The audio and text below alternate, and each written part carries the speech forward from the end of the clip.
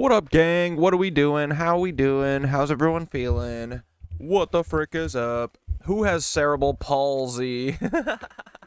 You might have cerebral palsy. You might have cerebral palsy. Alright, dudes, here we go. Let's get right into it. Gonna go feed the cats real quick. Sorry for being late. You know the drill. What up?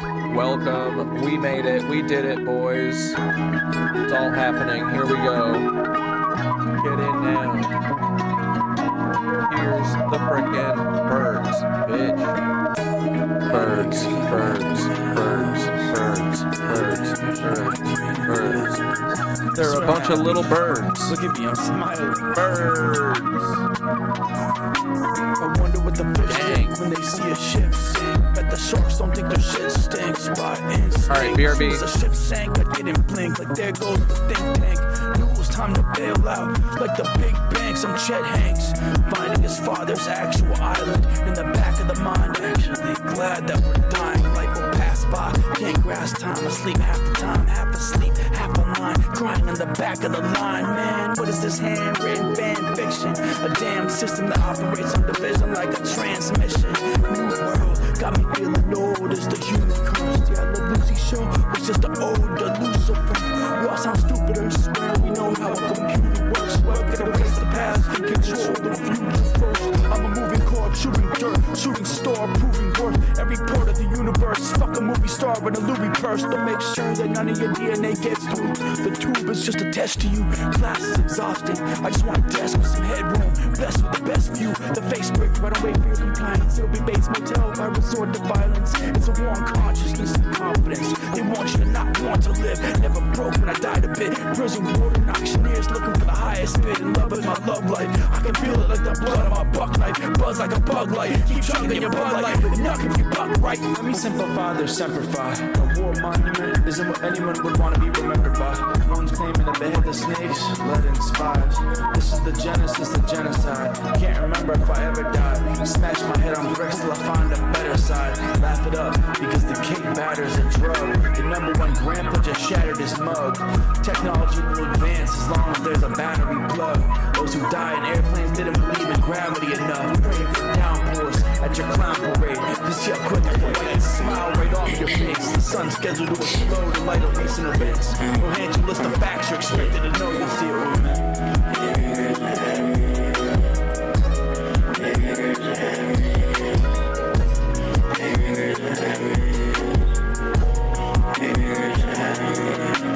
Tied up, leave it hanging in the garage like a deer carcass. I'm a real artist, bloody easel, he's promise.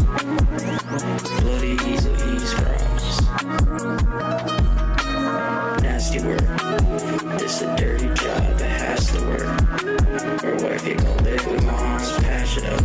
Pull the hole full like an aqueduct. Crack hits on thin ice like a hockey puck. No canuck, like Wisconsin, I'm about my bucks. I'll be honest, I don't have that much. And if I was to be honest, I'd probably request a trade. Foot in the grave, push the slave for minimum wage. What a shame, on a break, sorry Kane. It's a big game before I call it like Dame back in Portland. Moved to the U, didn't work on the floor. You know, hoop, so you gotta get up every morning. Beat the storm, beat the odds, and I made beats with God. Shooting from his fly as I scored every shot,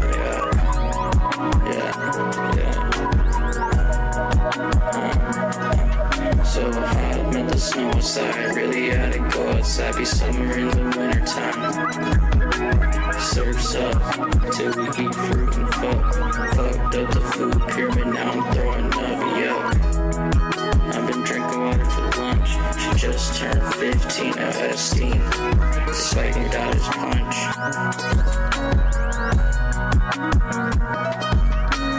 Rich cannibals with Peru disease, catching flights with honeys while I'm saving the bees. We're the pilots in their jeans, and we're the guy I just breathe in the breeze.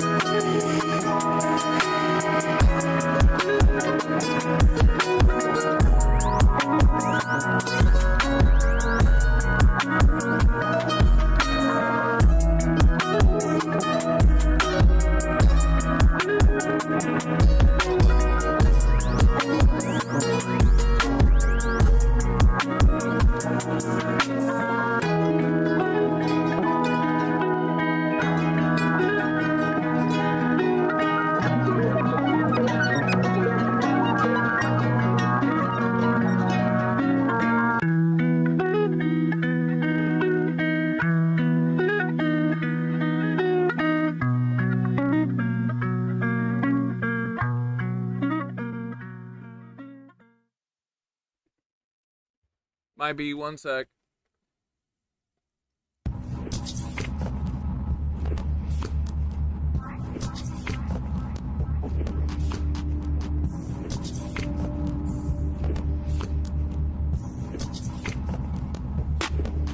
Pull the soul from a face without giving sources away. Bored of the basics, sick of Freemasons covering 4 bases. Forced to love it, so of course I hate it. Force of nature left my corpse on the pavement. Good form, even formal with floral arrangements. Hold up, I'm still chained to the floor of my basement. Killer's my safe word. I was born yesterday into a world that's ancient. Whoever most abrasive is taking the cake. They make you behave and say brace for their bracelet. Word to the ankle monitor, I barely made it 7 whole days with ego and chains, a slave to being celebrated. Of course I'll never make it. I'm a force that's delegated, marked safe in a world full of strangers. Now I'll be a good boy after being warned and regulated. Even if the blade is jagged, you better get it straight and better never face it. Kill time bombs when it's minutes away. Taste how the minute made. There is no getaway when every day we left to just dig a grave. It's like center stage is a cage that we just can't escape. When will I break? How am I still awake when they'll do anything to fill a face with pillowcase? Terrorism or heroism when we start murdering billionaires that build the burgers, turn politicians into some build-a-bears. Since Theodore's presidency, they've been all sleeping with Teddy. It's deadly until the American dream is just Freddy. A cheap way to pretend they're eating your head is reheating spaghetti. They all in bed with the horse, but me, I still sleep with machetes. Ain't no keeping it friendly in a feeding frenzy. I'm eating everything after the stomach's been feeling empty. It's in our nature to besiege the enemy. Y'all looking like 100 curves to a sports car. Got me hugging curves like a sports bra. Black hole on a world tour till it's tore off. They fighting wars for gold stars and sure shots. The war is on as soon as you hear the Fort Knox.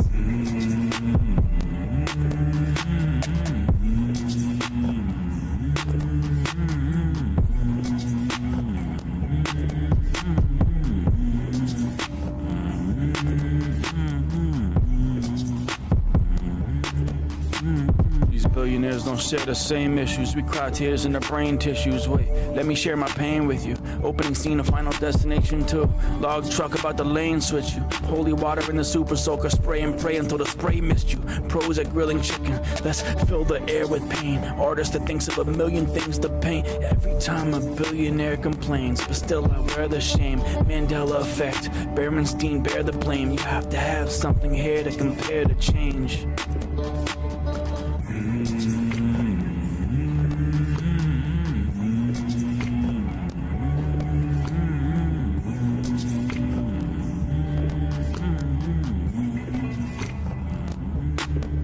Sacred spores, spinning stories sent from stellar skies. Sun speaking sermons, see the signals behind our closed eyes. Silhouettes of serpents, circle secrets in the stone.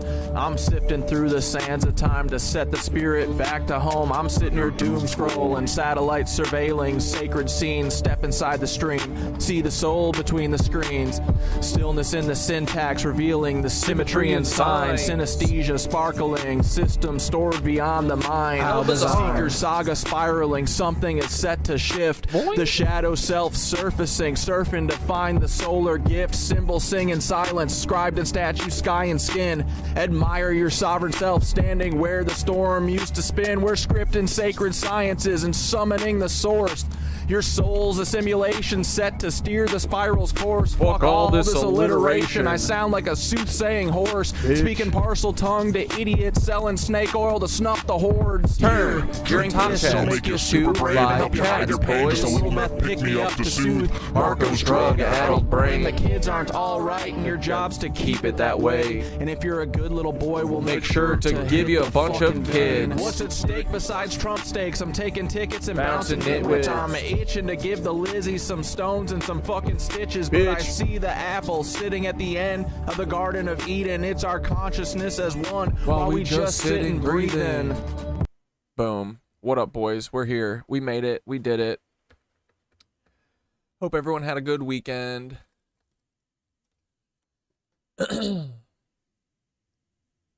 Am I later? Yes, you are later. 2:15 Philly. You are. No, you're earlier than normal. That sounds like you, no cap. What does? This music? Philly. You pulling my leg right now? What up, boys? How we doing? How was everyone's weekend? I hope it was great. What did I do? This weekend was fun. I feel like I spent so much time outside. I literally spent so much time outside yesterday that I came home at like 4 or 5 o'clock and I just fucking fell asleep on the couch till like 9. It was sick. We just sit and breathe, and hell yeah, that's us. I haven't watched the news today, so I'm not cranky. I spent the day posting all my stuff online to sell. Selling all furniture. Moving with my clothes and kitchen stuff. Hell yeah. Yeah, good luck. Good luck. Super hard to sell furniture these days. Oh, is it? You can definitely give it away for free or real cheap on Facebook Marketplace. It looked like I got a little sunburn. Yeah, I was definitely outside. I don't know if I'm definitely a little burnt on just on my face. But it'll be gone by tomorrow. It'll be okay. But yeah, I went bike riding. I found out on Friday that I forget every year until it happens. But they do like where they close down all the streets in, not all the streets, but one main street all the way through Manhattan, so you can just like ride your bike everywhere. Except this year, these fucking cuck cops, dude, literally they made like barricades at the end of every single block. So there's a choke point. They put 2 cruisers on each side so that there was basically room for maybe 2 people to walk next to each other between them. One bike. So there's like thousands of people and everyone's getting caught going through these one-person checkpoints. Like, it's the most... They literally can't let anyone do anything fun ever. Just, like, unfettered fun. They have to fuck with you all the time. It's so fucking annoying. So everyone's, like, cruising, riding their bike, and then, oh, we gotta go fucking single file here. It's New York. There's 9 million people here, and they're like, okay, go single file through the street, or through the police barricades. Fucking assholes. Yeah, there's too much freaking furniture on this planet. We don't need any more furniture. Agreed, dude. I love buying stuff on OfferUp. Are you gonna post there? Ooh, that's a good spot too. What the fuck happened at Petco? The lizards snaked out of their terrariums. Wait, something's going on at Petco? Oh, no, this is the shooting. This is that In-N-Out shooting in Idaho. Which, first off, hold on. We gotta confront something here. Idaho gets an In-N-Out. In-N-Out, dude, Idaho is the least deserving of fucking anything, first off. So for them to get a fucking In-N-Out pisses me off all the way. There's not even an In-N-Out in New York, right? Is there an In-N-Out in New York? No, there's no In-N-Out burgers in New York. But Idaho, the fucking racist capital of the one of the racist capitals of the country, mass shooter haven, Idaho, they get a fucking In-N-Out burger. They can get it crazy style, wild style. They can sit and spin on it. You can't, most likely, unless you're in California. But Idaho, they get one. Fuck off, dude. Oh, it's true. Idaho's got the potatoes. You're right. This is probably a payoff to the potato cartel. Okay, mad respect for this dude just popping holes in a Tesla, okay? Did this dude shoot himself or did someone shoot him? And also, is this a fucking SS on the back? Someone was saying that this is some Nazi insignia, but I can't see it. I can't tell what it is. 3 people are dead, including a gunman, after he opened fire near an In-N-Out burger in Idaho, US. He specifically targeted Elon's products. Wow. On Saturday. Yeah, Elon's gonna be like, oh, I am under attack. I'm under attack by, this is a liberal progressive. Me, Nazi Elon. I'm under attack. He shot my cause. My apartheid cause. Saturday, August 1st. But don't worry, In-N-Out is way overrated. Yeah, it must be nice for you to make that judgment call. Must be nice. I couldn't tell you. That's not true. I have had In-N-Out, but it was like fucking 15, 16 years ago at this point. What's it called? Crazy style? What do you get it? Wild style? No.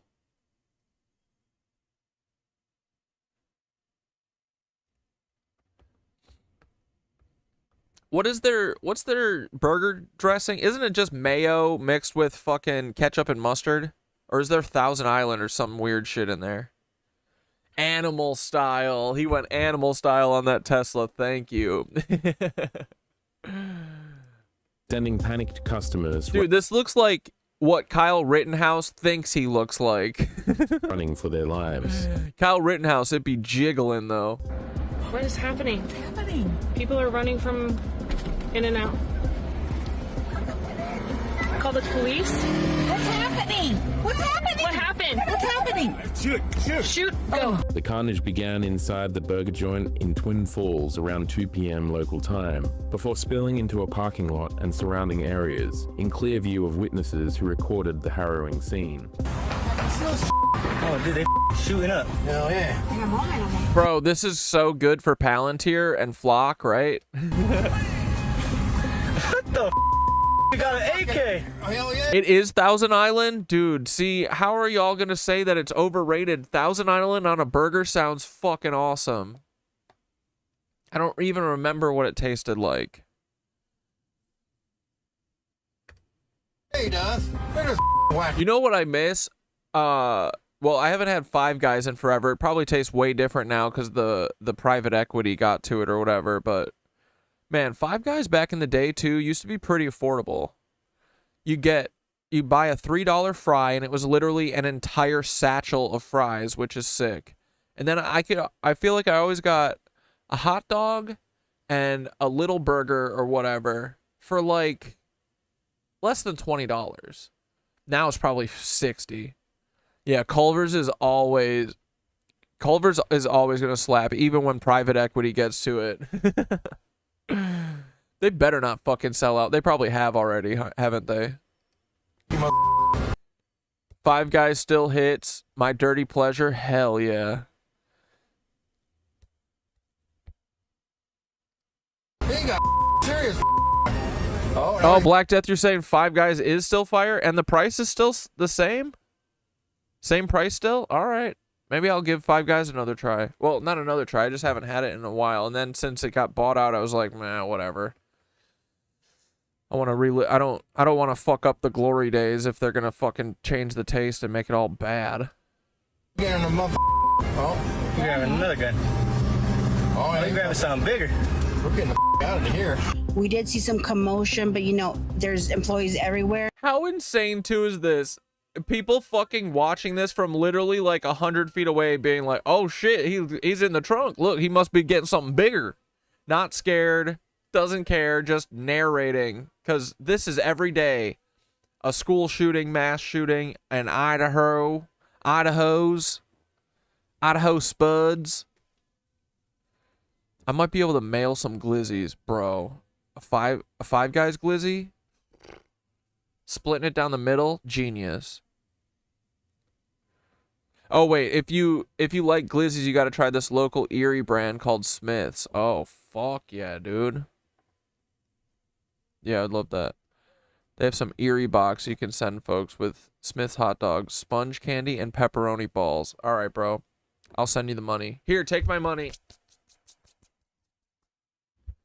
We'll talk. We'll talk after. But we did see a couple kids running, and then all of a sudden we saw all the employees and people crying, running towards the ICCU bank. We don't know. What was even his point? That's what I mean, Jayla. You mean about the guy like narrating? Like, oh, pulling out something bigger.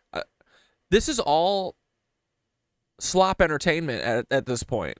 We're so desensitized to shooting. Look, they're not even fleeing. Most people see people running away and they're like, what, y'all, what are they running from? He's like, shooter, shooter. And they're like, oh, okay, hold on. I'm going to keep filming, though. Hold on.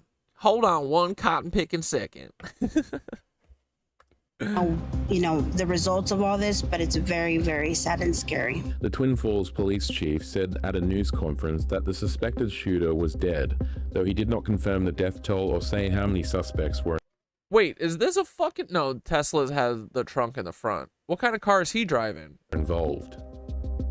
I can also reassure the community right now, we believe that the threat to the community is over. The suspected shooter in this incident... Dude, this guy is definitely fucking one of Paul's. This guy belongs to Paul. is deceased. He was nearby on the scene there, and we are working, trying to ascertain his identity and the motivations behind that, and we'll be able to figure that out in the next coming days. The police chief also told investigators they were... Oh, what was he even shooting for? Well, A, he's not black, so we don't... honestly, surprisingly, maybe they've listened to us, because normally they do get the names for all these Fed shooters. They have their their 3 first name names ready to disperse. They got their fucking whole history, their criminal records, fucking their high school Facebook pictures, like... But all of a sudden, this guy looks to be a fucking... Does he have SS on his back? People are saying he's got Nazi insignia on the left breast. I still can't see what it is, so I don't know. But what was he even shooting for? Just general chaos. He's doing it because the FBI told him to. I think people were always like this. It was just never filmed and posted. Remember Kitty Genovese in the 60s? Yeah. I don't know. I don't know what's going on, man. Like, why is it always we gotta shoot random people? Go kill Bill Gates and no one will be mad at you. Go mass shoot a fucking tech thing. I don't care, honestly. Like, I'm sick of the people being hurt. This is how I know it's federal, because it's always just hurting random civilians. You know what I mean? Like, go fucking shoot up Congress. I'm sorry. Train the end of your rifles on people who deserve it. And this is not me saying go shoot up Congress. I'm saying if you're gonna shoot up a place en masse, choose a good target like Congress. They deserve it. This pisses me the fuck off.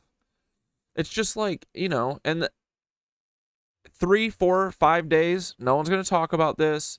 A week from now, 2 weeks from now, the next thing will happen. It doesn't fucking matter. It doesn't matter what he's doing. It doesn't matter what his name is. We're not going to get any closure from this. We're not going to get any fucking answers. There's going to be no logic because it's illogical. It makes no fucking sense. Yeah, he was aiming for a distraction. LOL. A very Joker moment for you. For me? I mean, dude, I'm not even trying to be like a fucking little edgelord here. I'm just, you know what I mean? Like, I'm sick. I'm so sick of seeing this. I'm sick of people saying, oh, pro-life, blah, blah, blah. But fine with everyone getting shot all the time. Like, no one cares about this shit. I mean, the people that could actually do anything about it, you know? So it's like, I don't know. But yeah, Paul, if you want to arrest me for saying that mass shooters should train their guns on Congress, like, I don't know what to tell you, bro. They should. I don't think that mass shooters should exist.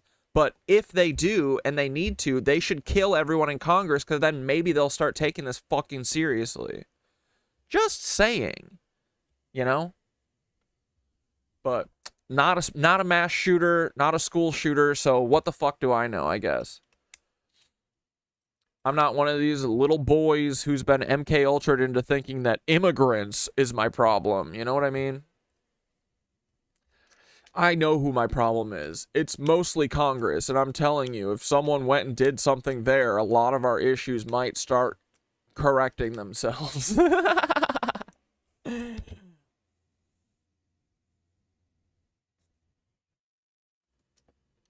Yeah, most people just want to feed their kids and be left alone and not mass surveilled. Random people don't like to go crazy like this, or don't just go crazy like this organically. I think it's planned chaos. Honestly, bro, it totally is. Like, dude, okay, think about this, right? It's all, like, these things are always the same. It's always the same type of white guy. He's always got this shitty, disheveled look. He's always got some fucking military bullshit with his military gun, and he's, you know, he probably drew on it with white paint, and he fucking sucks the law, or whatever. Also probably a fucking Nazi, like. Do you know how fucking easy it would be for someone like a devious character like that ran MK Ultra, or literally Peter Thiel, anyone who has access to Palantir's source code or whatever the fuck, you know how easy it would be to type in your little fucking Rehoboam AI computer that runs Palantir and be like, I need you to single out 10 individuals in Idaho based on their search history that could easily be manipulated into killing everyone at an In-N-Out. And it'll go, bro, this guy's been searching on Google, how do I kill Muslim people and not get caught? He's been searching this shit for 3 years. He's been loving the slop that Joe Rogan's been feeding him. We've got 10 options for you. So then they go, okay, cool. Then they train their algorithm, start making them more and more fucking loony, right? Starts feeding them more Nick Fuentes or whatever. Keeps sending them, oh guys, the great replacement. All white people are being replaced. And, you know, that kind of shit. You know how fucking fast they could find this dude? Flip him. I bet this is like a 3 to 6 month operation to get one little school shooter like this. All you're doing is taking people who are already predisposed to this kind of shit, and you're fucking nudging them. It's a nudge. Remember that one guy? It's a nudge. That guy that was, that CIA officer that was, like, having a date with some dude and bragging about how much, what was he actually talking about? But basically talking about, if anyone ever crosses us and anyone ever fucks with us, we can destroy you without even killing you. All we have to do is figure out whatever you're into, or you know, something that can be manipulated, and then we don't even have to touch you. We just give you a nudge. And he literally went, remember that fucking guy? Like, this is what they're talking about. They do it in a million ways. One of their secret special ways is getting school shooters and mass shooters like this, you know? And like, dude, look at the migrant thing in fucking Spain, right? Everyone knows this is fucking cooked up by Israel. How do they do it? If you listen to any of the interviews with these migrants, they're all literally, first off, these guys don't even seem like, they're not even like fucking Kai Cenat fans, you know what I mean? They're not even that bad. Most of the people that we're talked to seem like nice people. And they're pawns. They're being fucking used as pawns, right? All of them are literally like, we heard that the borders were open on Facebook. Facebook, dude. Remember the Myanmar fucking genocide? Remember when a bunch of fucking people were killing people in Myanmar? And you know why? Facebook. Facebook was telling them to. Who controls Facebook? Who controls Facebook? You know? Like, it's not that fucking hard to do any of this shit. And everyone is a fucking pawn. Even this guy, if he doesn't directly work for the government, is a fucking pawn. I can guarantee this motherfucker was manipulated by some 3-letter agency at some point to make him do this. It's always the same. Like, this doesn't naturally occur. I don't think. And even if it did, it would look slightly different occasionally.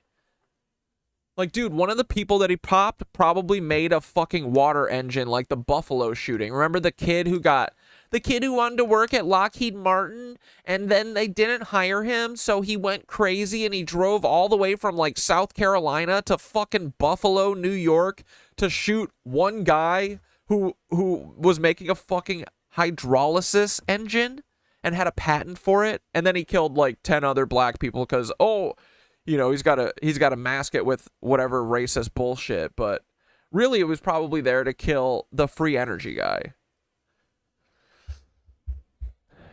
But yeah, I mean, all these algorithms, dude. Don't you feel the pull on the algorithm trying to make you think a certain way all the time? Right? Some people are more susceptible to this shit, right? Some people don't get it. And honestly, some people are just really mad. Some people don't have any fucking, you know, support systems or whatever. This shit is easy. To get one person to do this, being nudged, just a little nudge.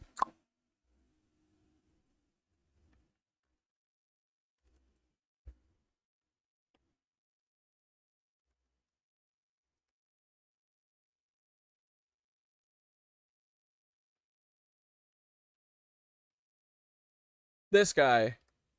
You can kind of put anyone in jail if you know what to do. How? Does the Bureau practice entrapment a lot? We get really close. We call it a nudge.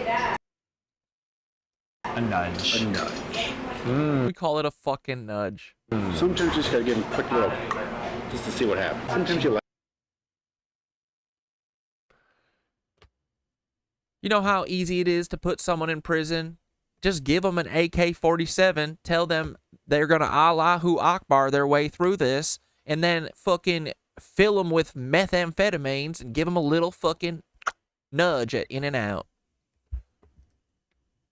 Like the fuse and just wait for it to follow. Day 1 sober of Red Bull, switch to chocolate milk. Hell yeah, brother. Keep going. Definitely putting on a fake social media thing to like really get people mad.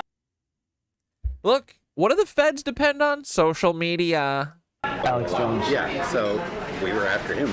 Like, dude, all you have to do is do your little nudge, find the most sadistic commenter, figure out their situation, find where they live, then just start giving them a little nudge. Like, dude, think about that too. Remember Thai music? Remember, of course we remember Ty, but remember when the FBI came to his fucking house? How are these motherfuckers finding, you know what I mean? Like, they're able to take your screen name, Thai Music 2 or whatever, and then determine your address, your phone number, where you live, you know, when you're going to be home, and then come to intimidate you. Like, you could also do that to make a school shooter. Ugh.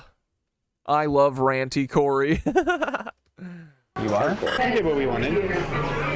Which was what? Took his money away, chopped his legs off. Gavin O'Blennis is a contracting officer at the CIA. O'Blennis worked for the FBI in 2021 and 2022 in the San Diego office, moved on to Homeland Security where he conducted asylum interviews at the southern border, and now works for the CIA managing multi-million-dollar contracts across Swallow your gun. Government agencies and private sector vendors. I work for, I work like this without, I'm not supposed to tell people kind of job. If I say intelligence, what do you think? CIA? Yep. The sun is yellow for once where you are? Well, I can't see the sun today because they spent the whole fucking, all day yesterday fucking dropping chemis. Look, this is what they spent their whole fucking day doing yesterday. Oh, you want ranty cat dad? Here, well, let's watch this video. Bro, look at my bullshit ass, streaky ass, lizard laid fucking cuck ass sky, bro. Look at this. This is a travesty, bro. I'm so sick of seeing this. Is anyone else not sick of seeing this? Like, everyone gets mad about graffiti, right? But they don't give a fuck about graffiti in the sky. Everyone's like, oh, you're making the city look gross. Look at this, dude.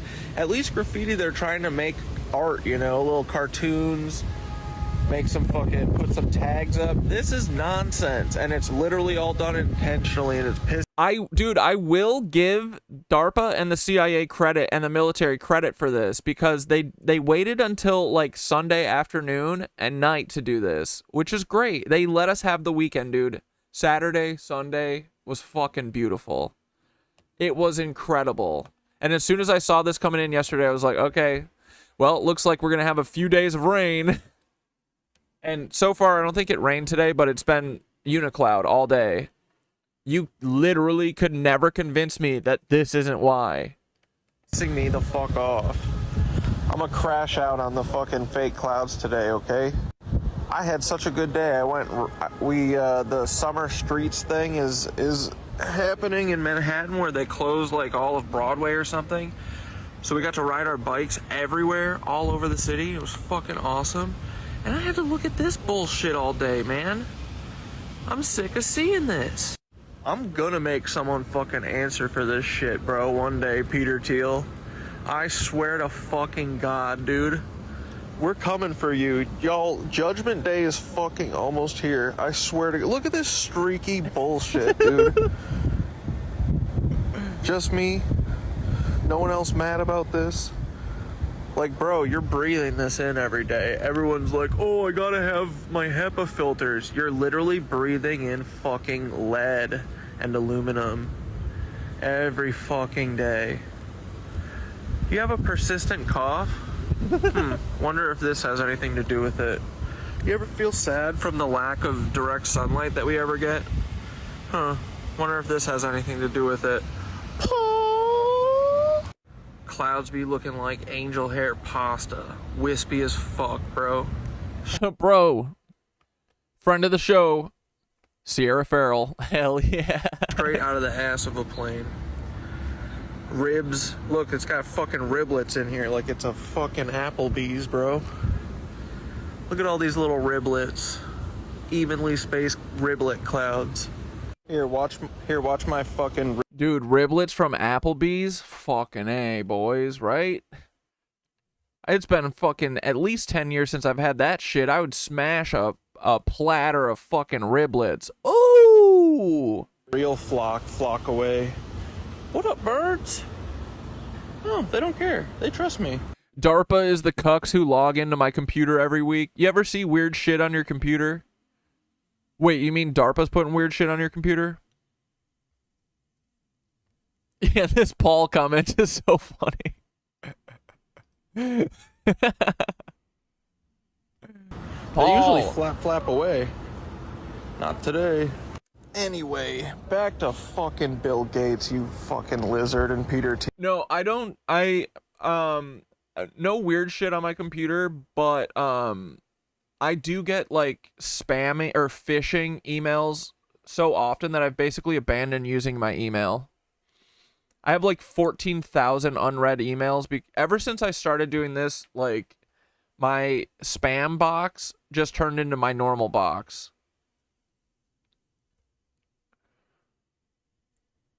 Yeah, the password emails are like the security code emails where they're like, oh, hey, you wanted to reset your password? Like, no. Thank you, though. Y'all better clean this shit up real soon. Your days are numbered, lizards. Promise you, dude. And then the spam calls, too. Like, I'll never answer my phone again. I've got like 7 emails. Yeah, I mean, I need to just make a new one, but like... That's yeah, I don't know. I don't know how to reset my life with that. Like, I don't care. Don't care. I'm just never going to check my email. And then anytime that I need to know an email or need to know about an email, I usually see that person. They go, "Did you see my email?" And I go, "No." But I will look for it. I will find it now. That keeps happening for the yoga, the Costa Rica trip. Like, "Oh, we sent a suggested packing list. No one replied. You got it, right?" I was like, "I'm sure I did." Dude, that's what I'm fearing. Applebee's riblets aren't what they used to be. Bro, I can imagine how small they are now. Probably how dry they are. I bet they don't have any barbecue sauce on them.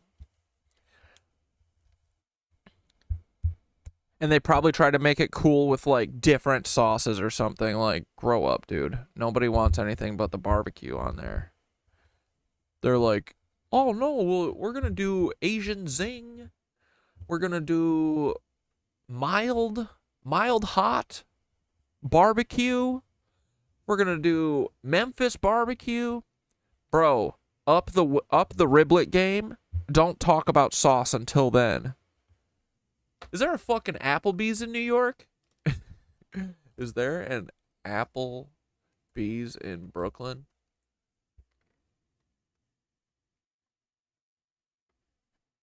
Atlantic Terminal. Never going there. Every time I have to go there, it's like torture. It's like, "Oh, I gotta go get a suit."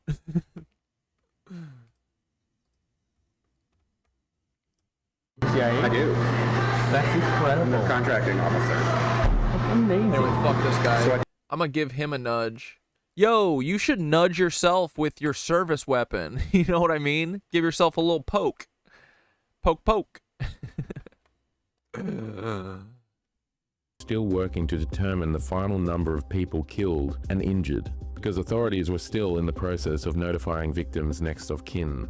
According to the Associated Press, This literally happened like full 24 hours ago, right? Who did the in and out shooting? Armed bystander distracted gunman in fatal in and out shooting. Oh, the shooter was identified as Chad Williams. Very interesting. What is it? Is it Chad Michael Williams? Chad Jeff Williams? Come on, give us his 3 names. I don't want to hear this 2-name bullshit. Come on. They only gave us 2 names fully? Chad Williams fatally shot himself. Also, like, this is the other thing with the programming, right? The MK Ultra shit. They always kill themselves. What? It feels like it's just like, oh, that's the end of the programming. Last line, execute self.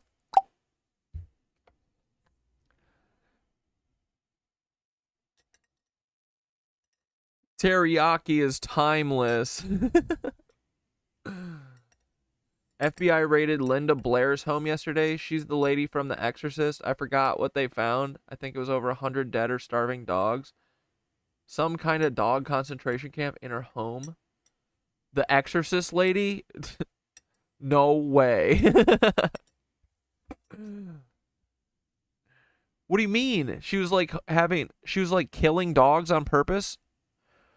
Because also, I could totally, like, if I was rich and I did The Exorcist and then I didn't have to work forever again, I would just get a house, and by now I would definitely have 100 dead dogs just by the sheer amount of dogs I would have, you know, saving them.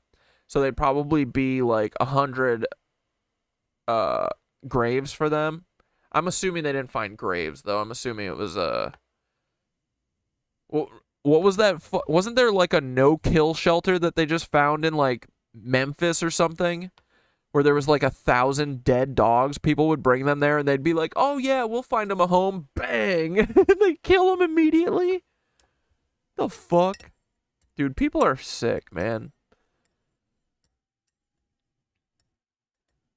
There's all these mortuary people or like funeral home people who like just stack bodies on top of each other, never bury them because it would cost money, and they just pocket the money.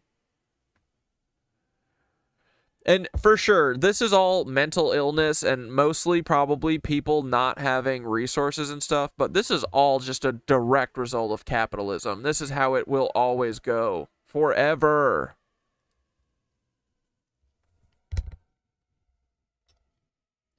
Luigi Mangione couldn't be more of a mafia hitman of a name.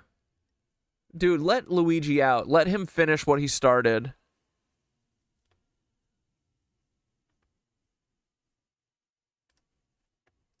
The local hospital said its emergency department remained open and was, quote, working closely with law enforcement and emergency responders as they managed the situation.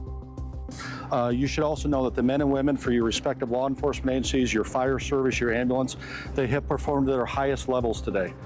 This is the most chaotic. But you know who didn't? The police. The police never do. They're ass. They suck. They suck. The FBI. How come no one preemptively stopped this? Again, just look at their algorithms. Isn't that what you're doing? That we have no fucking privacy whatsoever, yet this shit just, like clockwork, once a month, slips through the cracks, man. What a fucking... Dude, this is just such a bad coincidence that this just always happens every month, and there's nothing the FBI can do about it, nothing the CIA can do about it, nothing the police can do about it, nothing the politicians can do about it. Nobody can do anything about it. But you know what we can stop? 3 trans kids from playing soccer. A sport no one fucking cares about. Literally. And the World Cup's over, so I can say whatever the fuck I want about soccer because it's not real. Fake sport, doesn't exist, never heard of it. Scene that many of them will ever have in their careers. They rose to their training, they rose to the level of our community. They're like, oh no, there was a trans kid playing volleyball too. Again, I rest my case. Who the fuck cares about volleyball? Expects, and you should be very proud of the women and men that work for all of your first responders here to try to ascertain this exceptionally chaotic scene on a Saturday afternoon here in Twin Falls at one of the busiest locations in all of southern Idaho. One of the busiest locations in southern Idaho. 100 people visited there every day. We joking.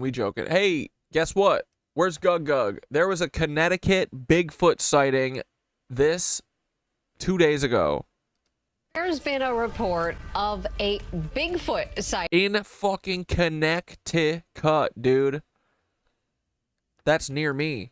Near Patchogue State Forest in Connecticut, and that report was deemed credible by the Bigfoot. Agreed, Martine. Anyone that's bitching about anyone playing sports, first off, all sports are gay, okay? So you're admitting that you're gay, which is great. I'm glad that we're there.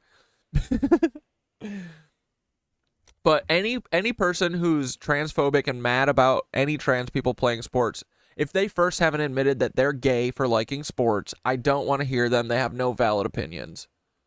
Field Martine is on the money. Researchers organization, which is dedicated to documenting such sightings. The reported Bigfoot encounter took place in Voluntown. The eyewitness account was so descriptive that researchers gave it their highest level of credibility. Every once in a while, if it's really quiet and still, you'll hear like a branch. I'm the gayest straight man ever. See, Philly knows how to admit it. I love me some goy sports. Yeah, I know. Sports are fun. I like playing sports. Watching them, whatever. I get why people like watching them. I like watching fucking Bravo TV, you know? What are we gonna do? We all have our goy things we love. But, yeah, I don't actually care about sports that much. I just like shitting on sports because it's fun. And it's my show. Pop in the distance. And honestly, there's not enough sports hatred out there to be real.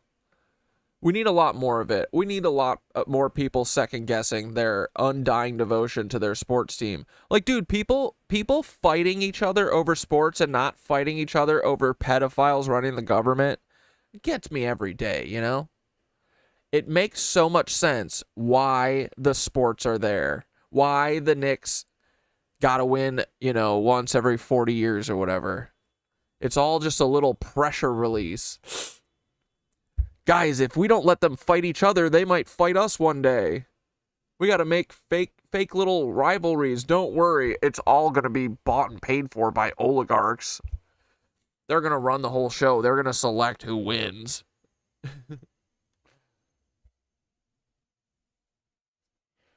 Oh, yeah, Martine. Why would Bigfoot be in Connecticut unless pushed by all of the fucking arson, aka wildfires? That's what I'm saying. Either they're being pushed out by arson, or they're trying to come visit and they want to come say hi, and I'm fine with that. But let me know where you guys are, Bigfoots. I will find you. Can we meet somewhere nearby? I only have my bike though. Like we could do one of the cool cemeteries. There's not a lot of people there. They're like as beautiful as the parks, but no one goes there. So we could do that. We could go to Prospect Park. I'm not going to Central Park though. Bigfoots, you got to come to Brooklyn. Okay. Yeah, it makes you wonder, oh, what's walking around back there? So it's probably a guy running around with a costume on. Who knows? It's not the first time Bigfoot field researchers have tallied 22 reported Bigfoot sightings in Connecticut. Kickball is so fun, dude. We should all play kickball instead of work. I agree. With the last guy. Yeah, exactly. All right.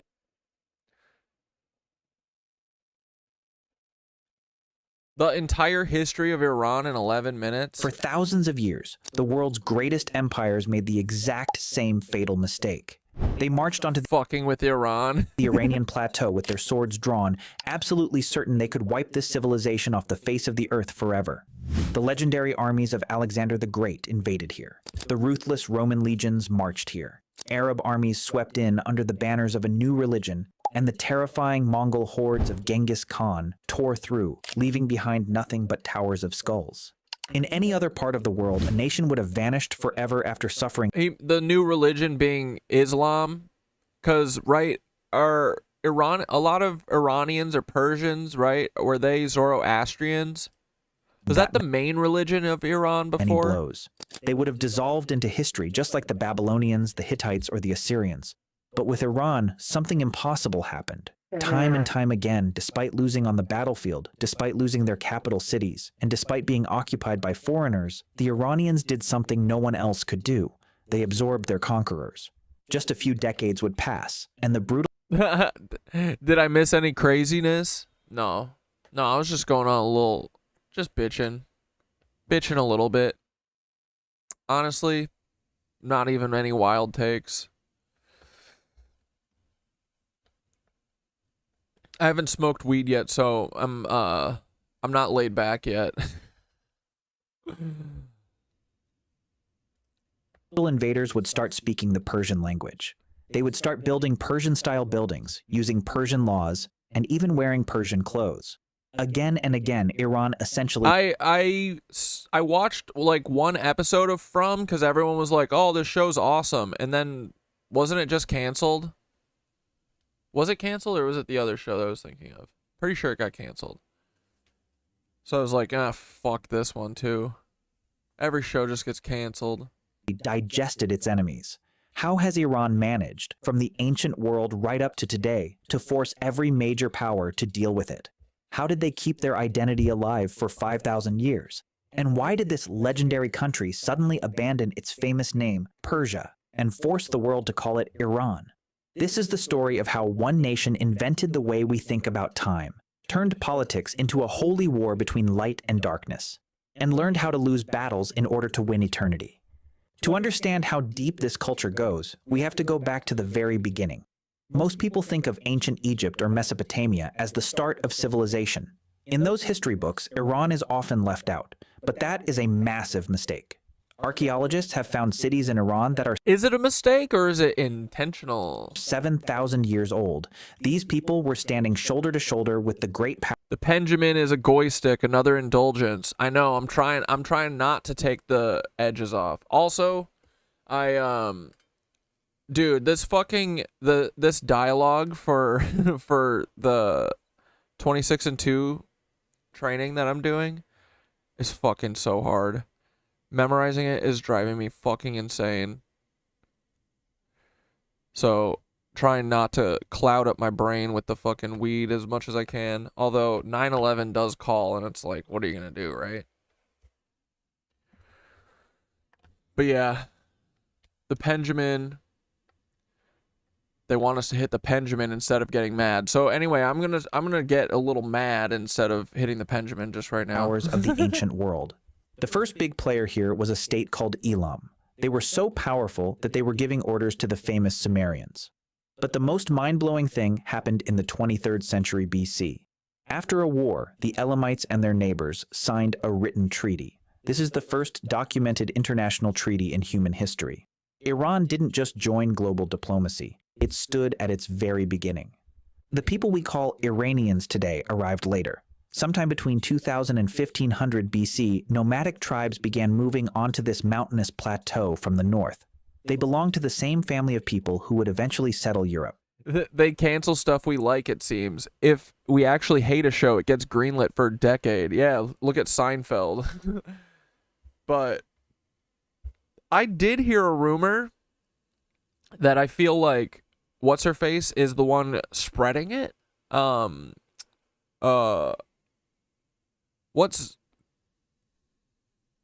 her fucking name? The OA? That actress, writer lady, she's been hinting that they're working on the 3rd season of the OA. So we might get it back, bro.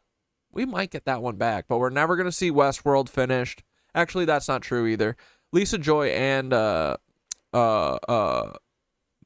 other Nolan have said that they're going to finish it somehow. But they were like, even if we have to do a fucking comic book, I was like, bro, if you finish this shit with a fucking comic book, I'm gonna shit. I'm gonna lose my mind. In fact, their ancient language Lisa Joy is not a fucking comic book artist. She is a motherfucking genius director. A direct relative of Latin, Greek, and even English. They called themselves Aryans, which meant noble, and they named Wait, hold on. Documented international treaty in human history. Iran didn't just join global diplomacy. It stood at its very beginning. The people we call Iranians today arrived later. Sometime between 2000 and 1500 BC, nomadic tribes began moving onto this mountainous plateau from the north. They belonged to the same family of people who would eventually settle Europe. In fact, their ancient language was a direct relative of Latin, Greek, and even English. They called themselves Aryans, which meant noble, and they named their new home the Land of the Aryans. Over time, that name changed into the word we know today, Iran. But it wasn't just land they claimed, it was a new way of thinking. In these harsh mountains, a religion was born that changed human consciousness forever, Zoroastrianism. Before this, most people thought life was just a circle, seasons changing, things repeating forever. But for an ancient Iranian, the universe was a battlefield between a god of light and truth and a spirit of absolute evil and darkness. To be Iranian meant you were a warrior of light. This religion did something massive. It was the first in history to say that time does. Do you think, does the whole like white fucking like Viking Aryan shit, is that another version of them just fucking what's it called, destiny swapping, where they're like, no, we're the Aryans. Oh, you guys want to call yourselves the Aryans? No, we're the Aryans. It's the white ones. Or are these two totally separate Aryans? Move in a straight line. The world had a beginning, and it will have an end. There will be a final battle, a purification by fire, and a final judgment. When the Persians later conquered... Bro, I hope it's fucking soon, honestly. I'm sick of waiting. Babylon, they freed the Short answer is no. Jewish people who were being held captive there. During those years, Jewish thinkers learned these ideas about the end of times and Judgment Day from the Iranians. Later, these ideas flowed into Christianity and Islam. We literally live in the linear time that ancient Iranians invented. The first truly great superpower of the Aryans was built by a man named Cyrus the Great in 550 BC. Cyrus was different from the cruel kings of the past. When he conquered a city, he didn't destroy their temples or turn them into slaves. He built an empire on respect. His successor, Darius I, expanded those borders even further. Nearly 50 million people, half the population of the entire world at that time, lived under Juanita, you made a spaghetti sandwich? What do you mean? You put spaghetti on a sandwich? Persian rule. Darius was a genius. Oh yeah, Britt Marling, thank you. Everyone should do an OA rewatch while you're on break. Yes. Yeah, dude. I'm excited to go on this little break. I think it's going to be good. And definitely then I'll have the time to actually do what I need to do. But I'm looking forward to like a social media detox. I think I actually am not going to post on Instagram. I don't think I'm going to do anything but what I'm there for. I'll like record stuff and like, you know, I'll make videos when I come back, but I don't know if I'm not sure. I've been thinking about it, but I don't think I am going to post on Instagram. I think I want to take like a detox, you know? And dude, also, something I realized, probably not going to have weed there, right? So might get my dreams back. We'll see. But yeah, definitely everyone rewatch the OA. What else? Oh, I've been watching the new season of Silo. Silo has a good, not really a spoiler because you'll forget about it if you haven't watched it, but there's like an AI that's running the thing in Silo too, kind of like Rehoboam. It's like, it's in the zeitgeist, dude. Everyone's stressing. The collective energy is stressing about this AI shit, man. Paul said, I'll finally be able to sleep. I know, what are my fucking feds that are attached to me? What are they going to do for 3 weeks? Fucking hopefully off themselves. Organizing. Metaphorically. He divided the country into districts, created a single tax system, minted gold coins, and built a massive network of roads. Along these roads, he created the fastest postal... I wouldn't mind a world with no phone or internet. Yeah, I mean, I won't be able to like completely not see a screen or anything, but yeah, I kind of want to flirt with that world of, I mean, that eventually is going to be our lives when they when they destroy the grid and all the satellites or whatever, and none of our things work anymore. None of the control system shit works anymore. So we should probably prepare.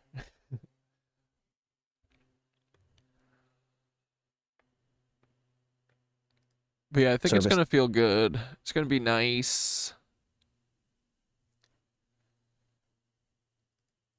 The world had... I've been trying to sleep too without the fucking TV on, although it's hard. I kind of like just like the noise. Ever seen. But history is brutal. Cyrus the Great eventually died in a terrifying battle in Central Asia. Legend says the enemy queen cut off his head and dipped it in a bag of blood, saying, "You wanted blood? Now drink your fill." We are often told that the Greeks destroyed the Persians in the famous wars involving the 300 Spartans, but that is mostly a Western myth. While the Greeks defended their home, for the giant Persian Empire, losing a few small cities was like a mosquito bite. The Persians just changed their plan. They started using their massive wealth to pay the Greeks to fight each other. They made Athens and Sparta go to war, and eventually the exhausted Greeks were forced to sign a treaty on the Persian king's terms. Oh, very interesting. I see.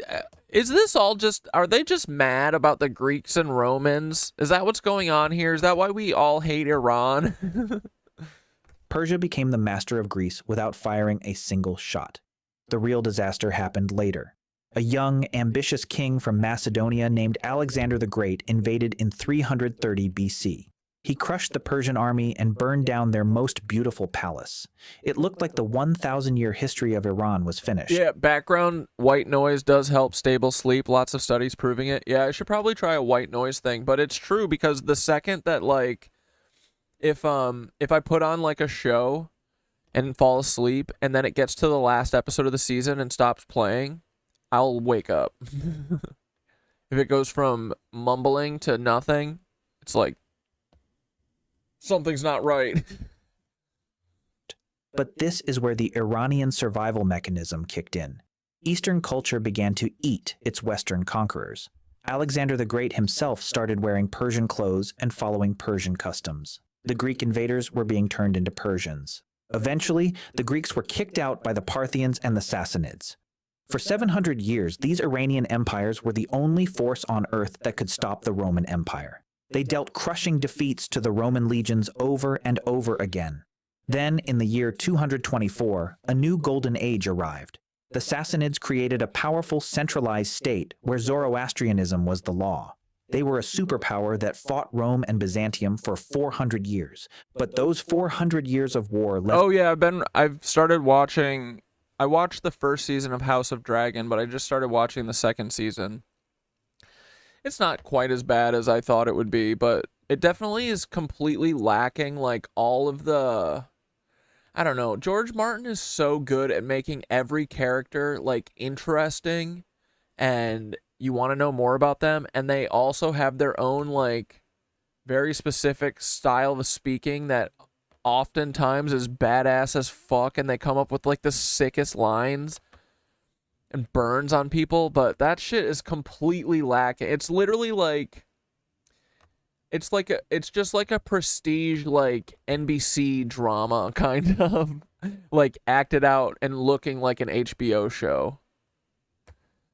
But hopefully it gets better.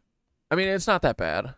It's not. I thought it was going to be terrible, terrible. It's not as bad as, like, the last season of Game of Thrones. It felt theater kid to you? It does. I mean, it does kind of feel like, dude, in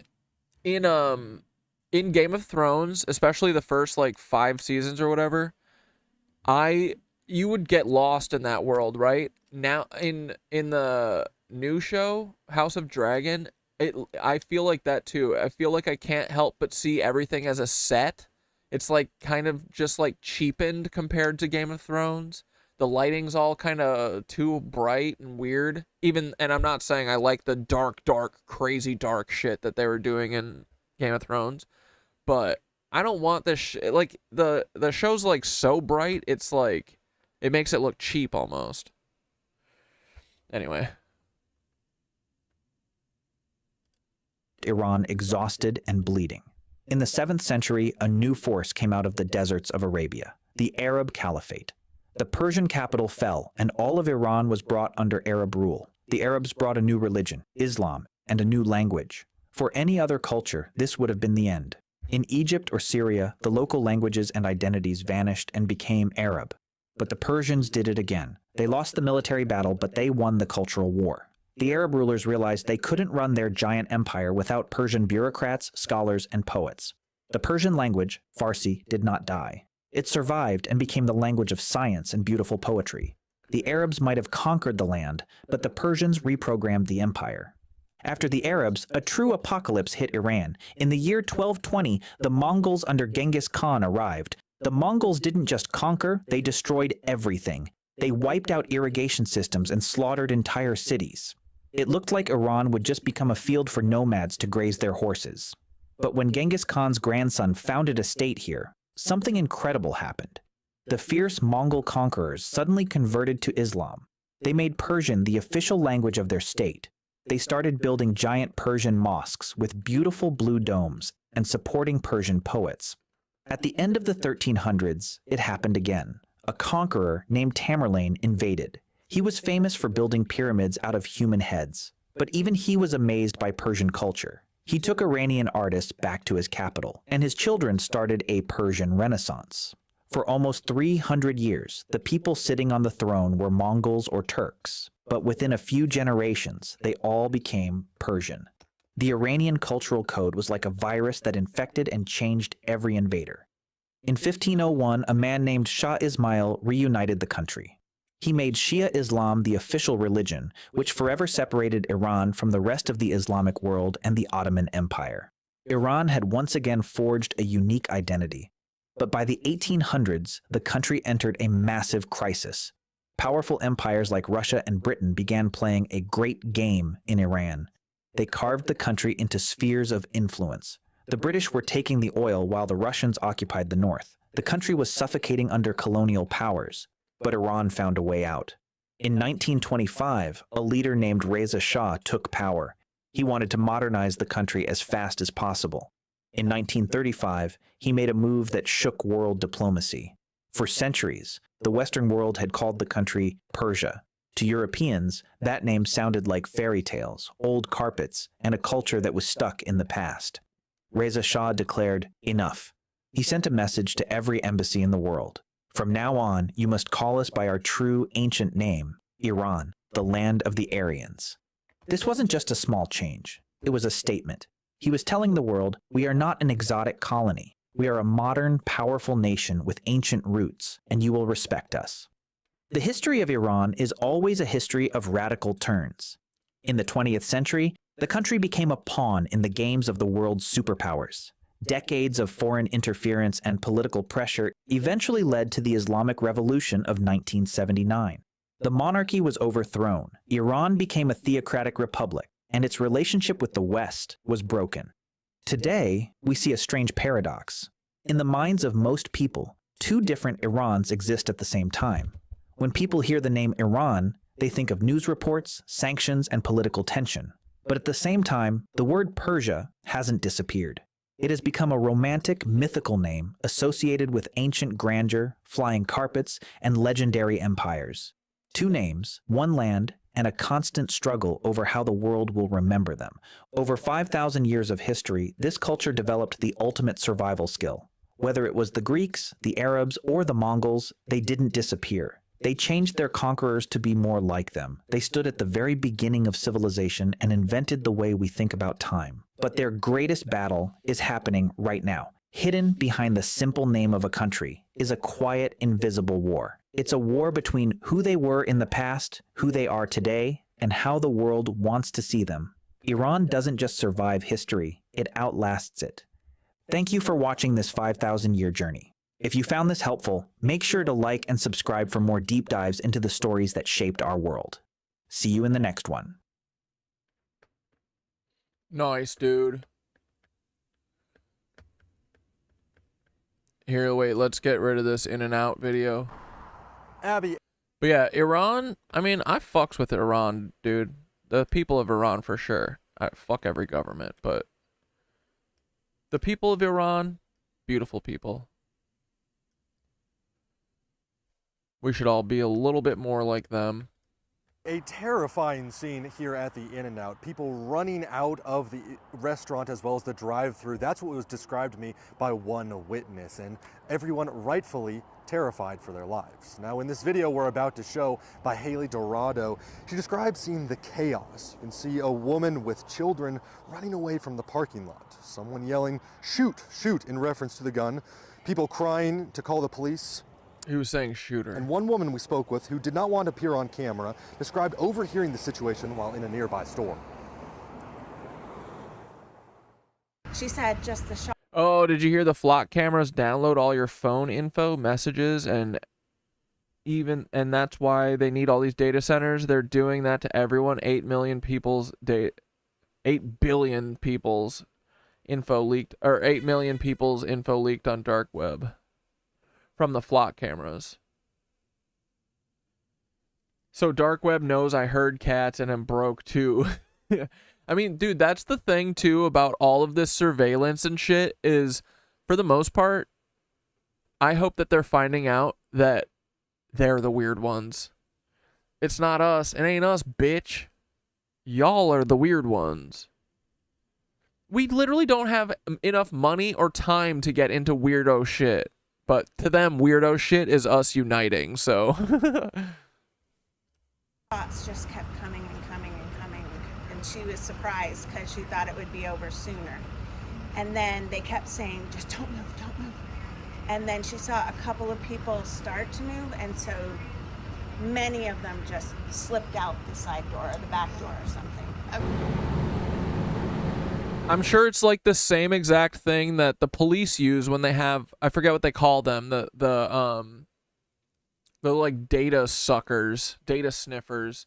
They'll put them on drones and fly them over protests and suck up everyone's data and all their numbers and who they're texting and all that shit. In the press conference with media, Police Chief Matthew Hicks described... But yeah, we really think their data centers feel like they've been... I feel like they've had the data for quite some time. Yeah, I mean, either what they're doing with the data centers is, yes, they're like there's a massive increase of what they're sucking up, or like it's got to be that's the thing too, that I'm like, everything's running now with the amount of data centers we have. Why do they need like 100x increase on the amount of data centers that there are?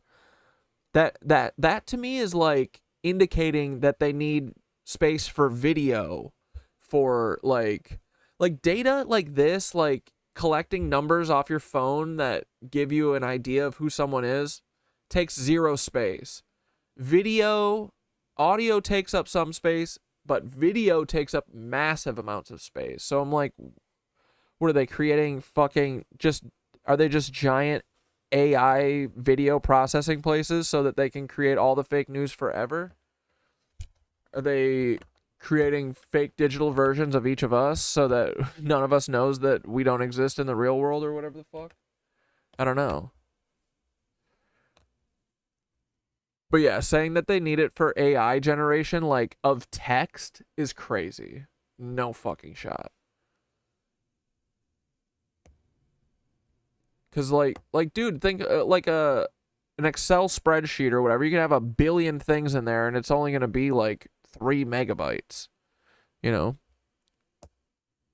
Data like that doesn't take up any shit. Yeah, honestly, bro, it's for all of their child pornography. That's exactly what it is. This is Jeffrey Epstein's personal child pornography storage space. All of the data centers working in tandem. As likely the most intense moment for a lot of first responders. None have been called for anything this intense in their lives. And as Abby mentioned, multiple victims were taken to St. Luke's Medical Hospital for treatment. We're hoping to hear a little bit more about their conditions. Anything that we can learn, we will share later.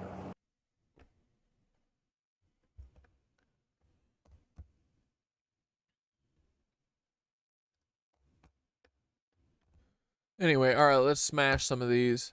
Did we finish this? Yeah. I'm serious. Oh, yeah, someone shared this in the disco. And Baron James, who is head Anyone who speaks like this, never listen to them. of the Paris branch and the youngest of the 5 sons of our Emperor Rothschild, gave an astonishingly uninhibited description of the 19th century Rothschild policy of keeping it in the family. I'll quote to you from what he wrote and make you smile. In our family, we've always tried to keep love in the family. In this sense, it was more or less Hilarious. I mean, this is just so funny, and honestly, beautiful family. understood since childhood that children would never think of marrying outside the family, so that our fortune would never leave it. You couldn't write that today. And yeah. See, that's the thing, though, is they do the same things, and they literally listen to that, but they just know better than to speak it out loud. Everybody's going to love this. So Rothschild said that we should all fuck our sisters. I'm going to fuck my sister. I'm a Rothschild.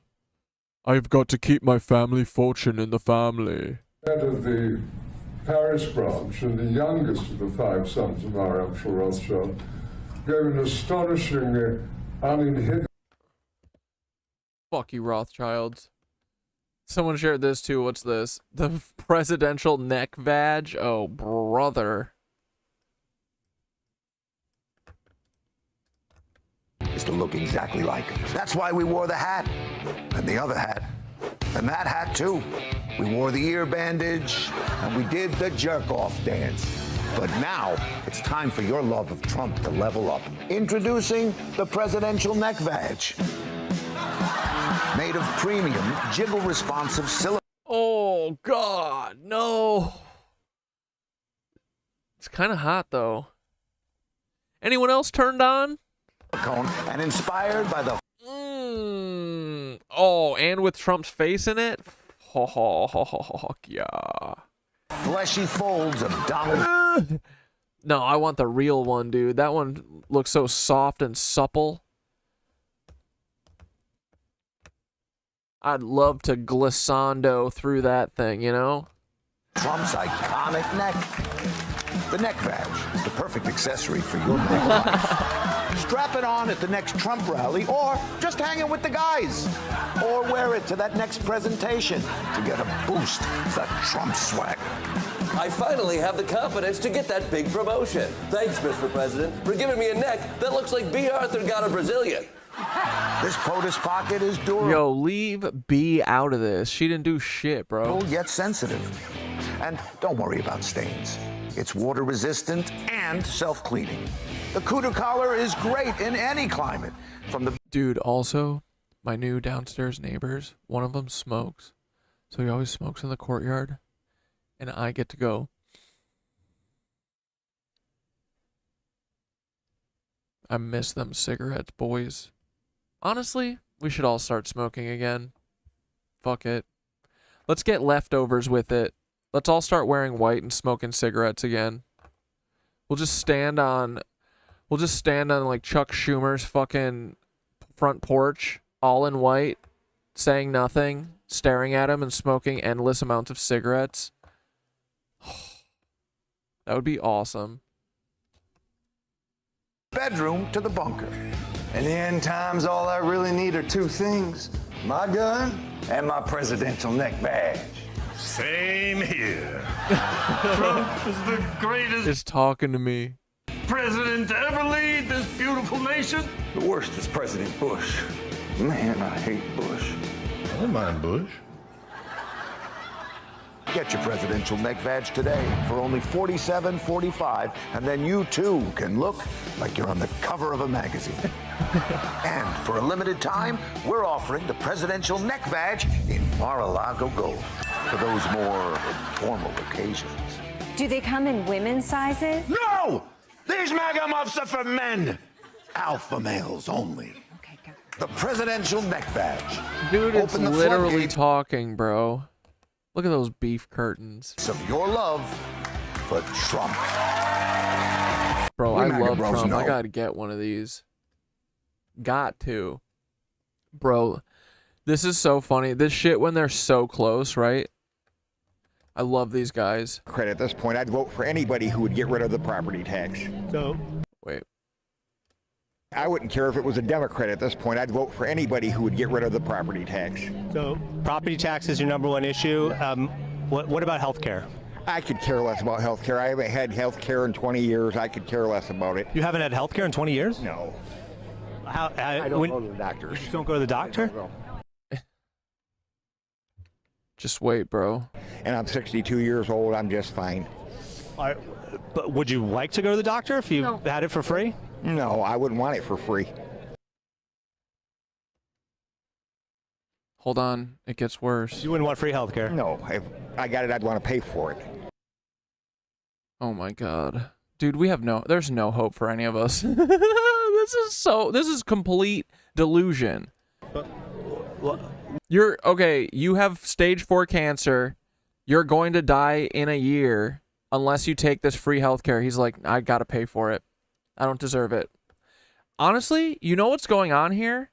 We all hate ourselves. This country has made every single person hate themselves so much that they literally they think they don't deserve health care. He says, if it's free, I don't want it. What? Why wouldn't? Because I don't want nothing for free. What kind of world does people get shit for free? Again, this is just self-hatred. This is just, nothing's ever been fair, so I want my kids and my grandkids to fucking starve. I hate my grandkids. I want their life to be worse than mine. I want every child to have a harder life than mine because my life sucks and I hate myself. That's just ignorant. Well, there's, you pay taxes into a system. Nobody deserves anything for free. Nobody deserves anything for free? Nobody deserves. Wait, Eric Hunley did a CIA Operation Acoustic Kitty doc? Our fucking Kathy Sanders boy? Deserves anything for free. What about public libraries? Roads? That isn't from the government. If it was from the government, no, we shouldn't have it. No, that's from the government. The roads are from the government. The government should do the roads. That isn't free.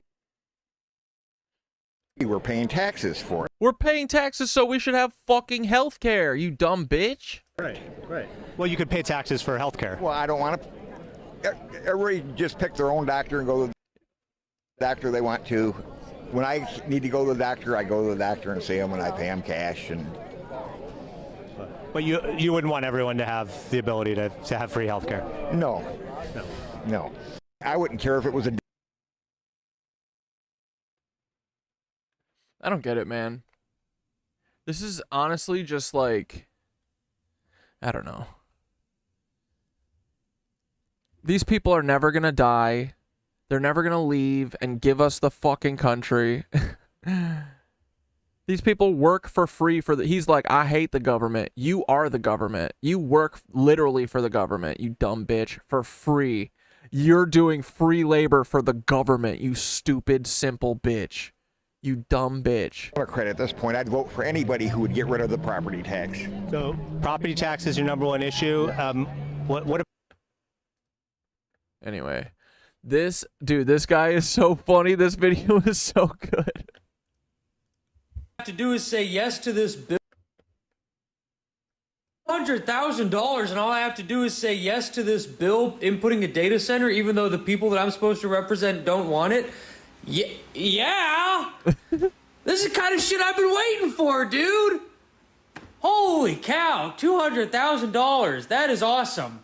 So how does that? I just kind of get mixed in with the whole like contracts and being in, and I get a percentage and kind of stuff. Wow, that easy, huh? Oh my God. Okay, yeah.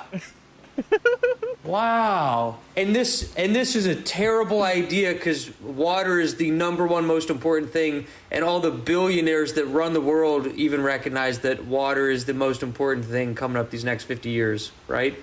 So this is a terrible idea. Okay, cool. And flock cameras are stalking everybody, even though we're lying and saying it's just for license plates, right? It's obviously not. Okay. Awesome. $200,000 though, right? Wow, this is so cool. All right, hey guys, everybody listen up. We're gonna start a little early today.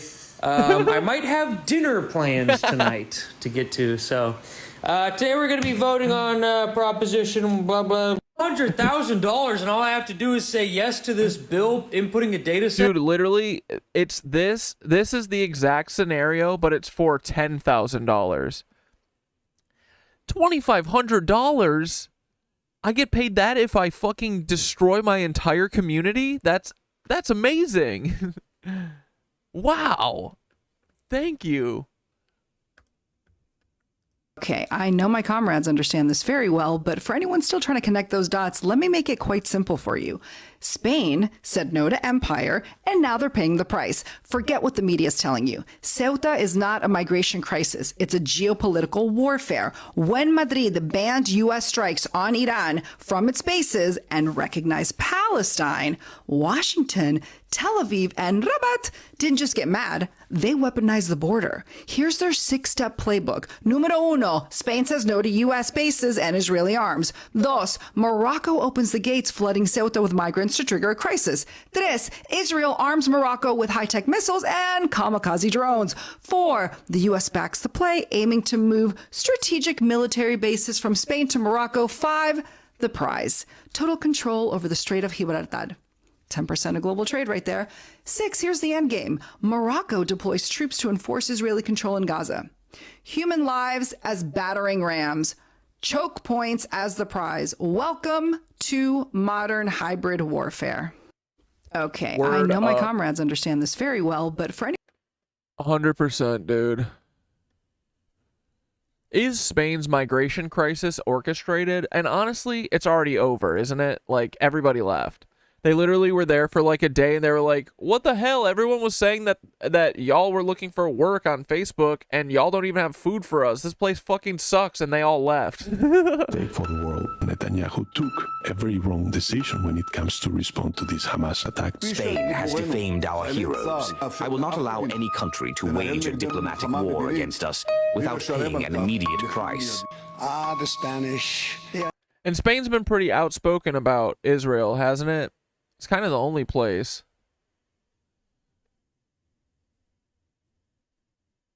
are not behaving nicely, but they will learn. You lost. You lost. Why are you being blocked in chat? Who's blocking you? What do you mean? We can see. Spain lost. You will see it very soon.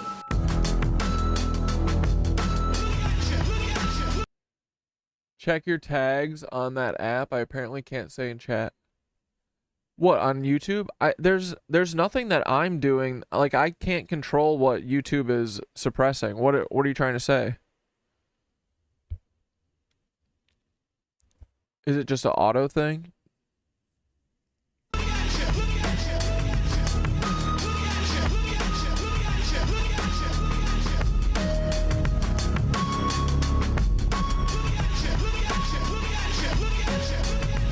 This war in Iran is a big mistake for the world. Netanyahu took every wrong decision when it comes to respond to this Hamas attack. Spain has defamed our heroes. I will not allow any country to... Also, wasn't his fucking dumb dick son, Yair fucking Netanyahu, wasn't he on Twitter like a year or two ago being like, we're going to flood your borders with migrants. We're going to send in a horde into Spain to eat you alive. Diplomatic war. Like, these bitches can't help but tattle on themselves. They love bragging about what they're doing.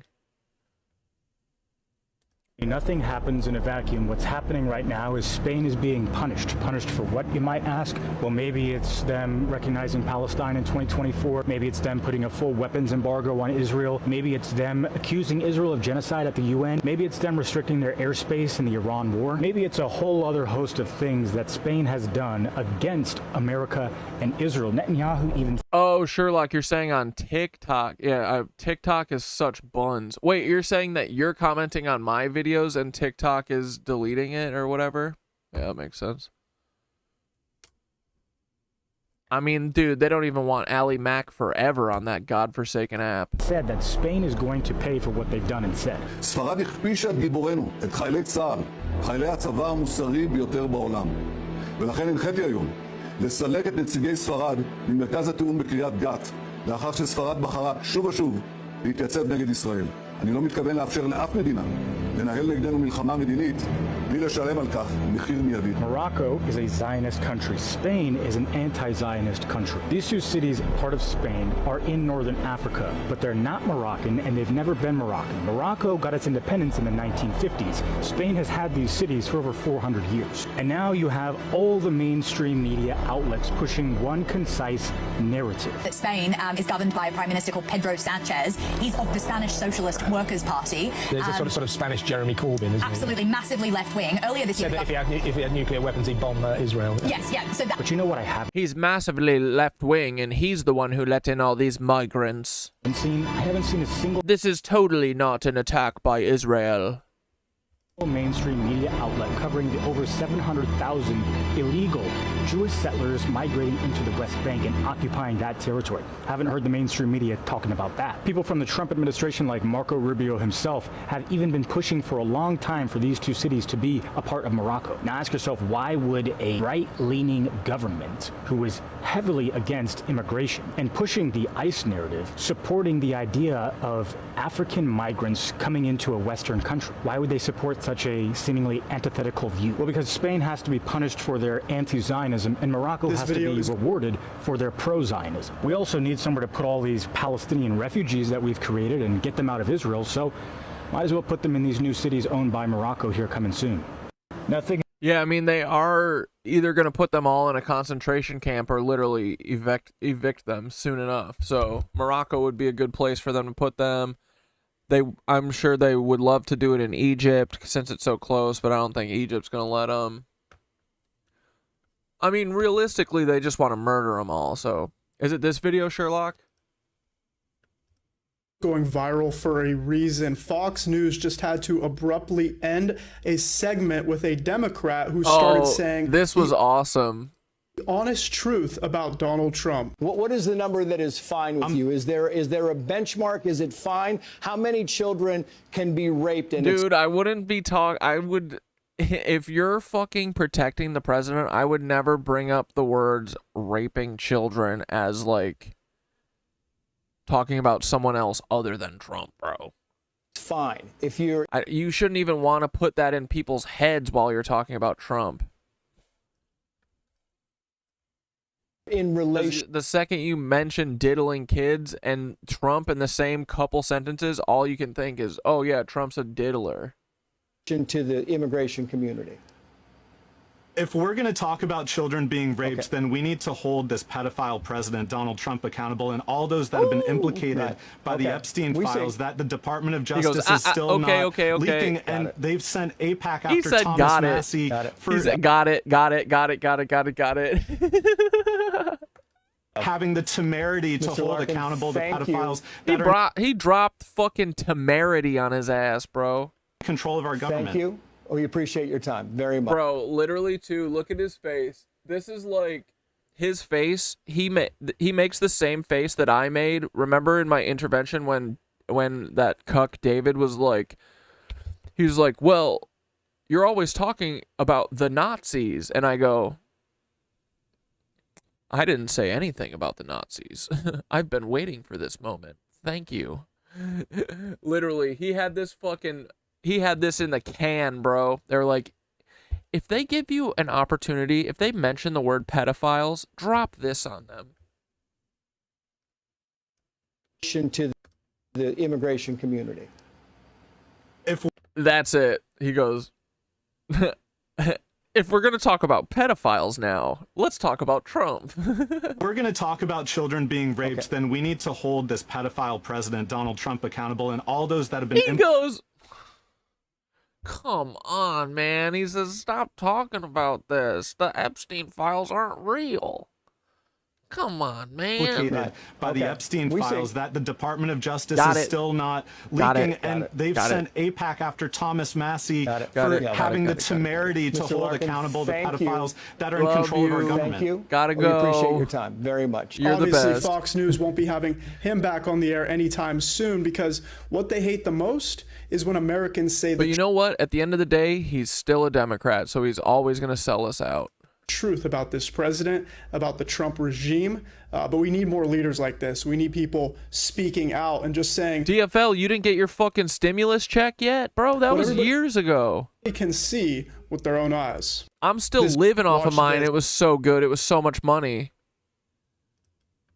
Dude, that $300, I put that in a fucking high yield savings account, bro. I've probably made close to $1 million off of it at this point. You gotta let your money work for you, bro. Stop working for your money. Car Dad is a simp. I fucking agree, dude. Let's get Car Dad. Car Dad, is your intervention on video? Yes, it is, but they took it down. It is still on my YouTube. Well, I uploaded a backup on my YouTube, but it's not public.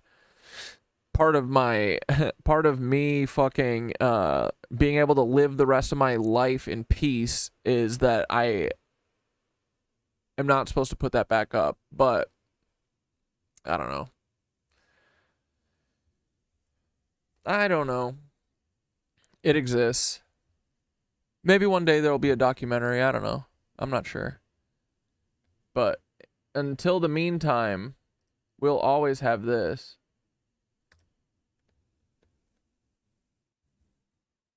Dude, I really, really, really wish that I didn't put their pictures when I did it. I was just so mad. And also, like, legally, I should have been fine. Because they knew I was recording. And New York's a one-party state, and it was my literal intervention. So for them to be like, for me literally to start the intervention with, I think you guys should not do this, because none of them put their faces on camera. So it was literally just me on camera and all of their names with black boxes. And I was like, is anyone on video? What the fuck? They're like, no, we don't want to be filmed because we know you're recording this for your stream. I was like, okay, so don't do it. Don't. You literally don't have to do this. And then the next thing, I was like, Theodore, you don't have to do this. He goes, it's Mike. Who the fuck is Mike? It was the other interventionist that was at the first meeting. You mean you are the other interventionist? What do you mean he was? Sounds like I thought you were Mike. So yeah, but they started by gaslighting me and me telling them that they don't have to do this. Why would you show up to a place where I'm going to film you and clearly, and I've been talking all week about how I'm going to fucking eat your asses up. And I did. I just want to make it clear. Who's talking, Theodore? No, this is Mike. Who the fuck is Mike? He's the other host. He was in the previous meeting as well. Oh, okay. He was. Idiot. Yeah, so I guess we can make the topic today. Why would you want to record your intervention for online content? I got a question. Why wouldn't I record my intervention? Yeah, so I guess we can make the topic today. Why would you want to record your intervention for online content? Intervention? And it's a bunch of people that care about you. Why? I said, let's just do the intervention. Yeah, so I guess we can make the topic today. Why would you want to record your intervention for online content? Intervention? And it's a bunch of people that care about you. He says, Why? He says, first off, we got to know, why would you want to record your intervention? You want to see? Let's do the intervention. I'll show you why. It's because I win. That's why. Yeah, so I guess we can make the topic today. Why would you want to record your intervention for online content? Intervention? And it's a bunch of people that care about you. Why? Well, wait, is this Theodore or Mike? It sounds like Theodore. No, look at the username. I'm Mike. You're a liar. But, dude, they hated me laughing at them the whole time. God. I was going to let this all go. I mean, I am. Like, it doesn't bother me. But I'm in the process of doing reconnaissance and figuring out what was actually said about all of this. And, boys, it's crazy. The network of people that were reached out to, it's basically everyone I've ever spoken to, and they were all told that I'm crazy and I'm literally delusional and manic. Like, that was the point of the whole thing. It was that I was manic. It wasn't like Corey's a drug addict and I'm worried, you know, our marriage is falling apart. There was never like a call like, hey, if you don't stop, like, if there was like a one-on-one, like, hey, if you don't stop posting on the internet, I'm leaving. Because that's totally different than, here's 10 people that are all the people closest to you, and we're all going to lie to you and tell you that you're crazy and you lost your mind because they were talking to this one person. You know what I mean? Like, but yeah, so everyone was literally told not to reach out to me because I mean, the realistic thing is because the people that were told lies about me would then realize that they're all lies. But literally the main point was the mania, that I'm manic. Oh, he's saying the Nazis run the world. I don't know, guys. 2 years later, we looking right. We looking like Galileo in this bitch. We motherfucking Galileo up in here. And they tried to do the same thing they did to poor, sweet Galileo. They wanted me to eat fucking arsenic. Oh, man. All right, last one. Telling me that I don't care about music anymore? The only stuff I've seen from your stream is something that your mom sent to me last week, and it was you calling my business partner Theo a Fed cuck. So that's about the only thing I've seen from your stream. Theodore, you are a Fed cuck. Yeah, you are. But it's all jokes, buddy. It's all jokes. It's a comedy show. Okay. How long were you married for? Like 6 years, and we were together for a couple years before that. 3 years. So it was basically a 10-year relationship that was nuked because I started talking on the internet about Nazis. Like, dude, I even look back at the stuff that I was saying at that time. Tame. What are we talking about here?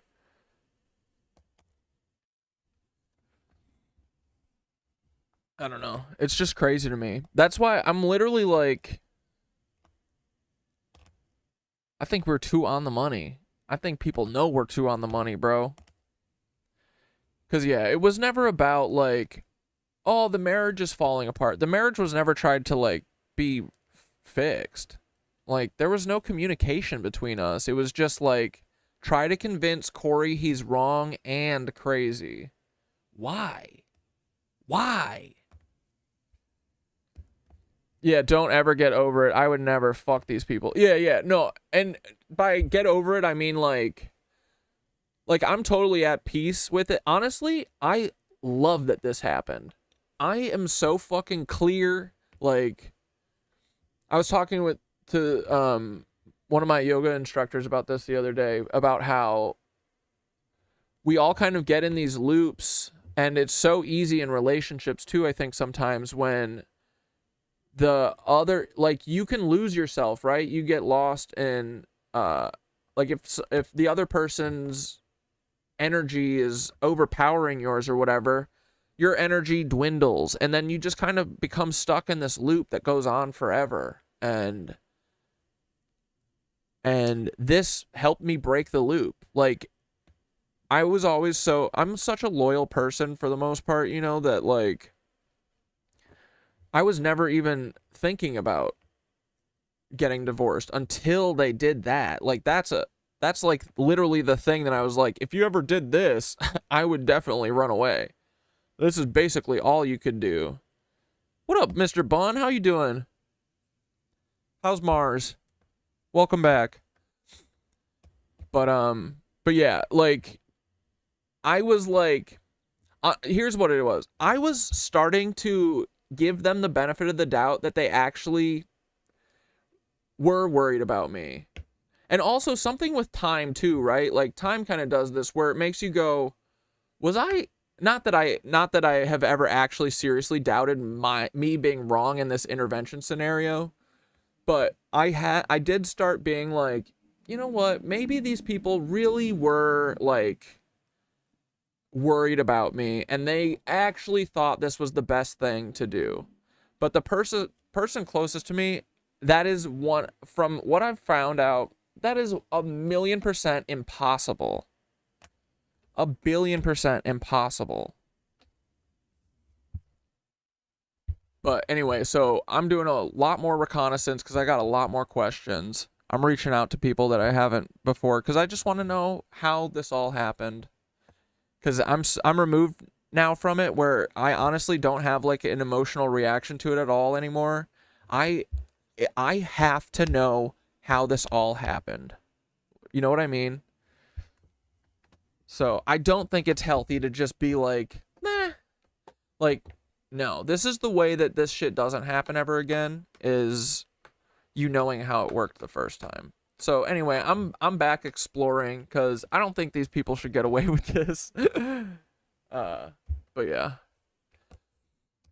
It's so funny too, dude, because random people that are associated with multiple of the people who intervention me. Okay, so for instance, one of the guys, John, who intervention me, he was the cuck that I was like, why are you crying? Are you crying because you feel bad about what you're doing to me and you know this is wrong? And he's like, no. His best friend, who I haven't seen in 13 years, and I only know him from him because we were all hanging out when I first moved here in the city. He moved away in like 2013 or 14. He started going to my fucking yoga studio, and he's like, Corey? And I was like, Joe? What the fuck is going on? I was like, wait, why are you here? I was like, oh God, did they send him now too? But we just started talking, and he's like, oh, how's John? Or you and John still friends? I was like, no, you should ask him about it though. Dude, and then I left yoga the other day. I keep going to McCarran after yoga class on Saturdays, and like going to say hi to the people at softball that I miss and love. But you know what? There's a couple people at softball who were part of this whole thing, and I keep seeing them and running into them and having great interactions with all these people that I have a feeling this person was telling lies to about. So I keep fucking running into these people and their acquaintances, and I hope this fucking shit eats them alive. I hope this guy Joe does ask John, hey John, what happened there? And then next time I see Joe, I'm gonna go, what did John say? Let's hear John's version of it. Let's hear what your best friend John had to say. I'm telling you, I'm gonna give these people psychosis with the truth.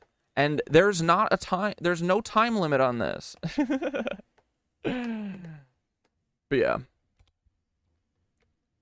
I'm the turtle boy. I'm like Mitch McConnell, dude. I'm turtling my way. Let their lives spiral. I hope all of their lives are miserable. They put this energy into the world. Actually, I don't hope their lives are miserable. I hope their lives are fine, and then this is something that eats away at them every moment of every day. But yeah, I mean the never apologizing couldn't be me. That's mostly why I'm like, it is more devious than them ever caring about me. But yeah. And then I'm gonna go to their employers. I'm just kidding. Really behind the invasion of Spain? Turns out Netanyahu and his son have been planning this invasion for years. It is not a coincidence that on the same day Spain expelled the Jews in 1492. How long ago was the intervention and the divorce? I'm really appreciating this lore. I haven't been in your sphere for a long time.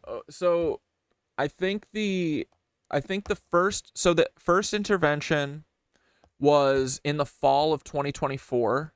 It was either right by my birthday or it was like, I think it was the end of October because it was near my birthday, or it was around Thanksgiving. Maybe it was like the week before Thanksgiving. Right around there. But literally, I was told by my ex, I was like, she said, because she had moved out like 5 months earlier. She moved out in April, after the OOB and after Paul shit and after Dante and Nicole. Like the OOB shit, I think it was around then, maybe a little bit after, because she got really scared by that because it was scary, like they're literally giving her death threats.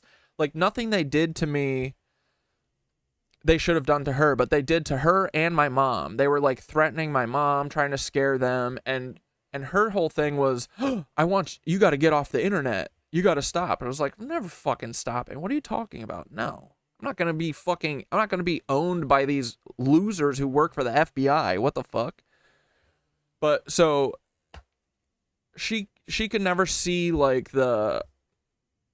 it's a moral principle at this point. Yeah, I'd rather get shot by the FBI than to fucking stop posting because they tried to intimidate and scare me, She could never see that. But so we also had major problems, like it just wasn't working out. But there was never any like ultimatum or anything. She never got mad until I started posting on the internet. It was so weird. So then eventually she was like, I can't be here. I was like, okay. I mean, if you want to go stay with your mom, that's fine with me. I could use a break too, honestly. She left and we didn't talk for 3 months. We didn't talk for 3-4 months. I was literally waiting for like a text to be like, hey, I'm sorry. Cause dude, honestly, I'm a good husband. I was great. Supported her for years, like while she didn't work. And then they want to come and say I'm a drug addict and shit. Can a drug addict hold a job? What are you talking about?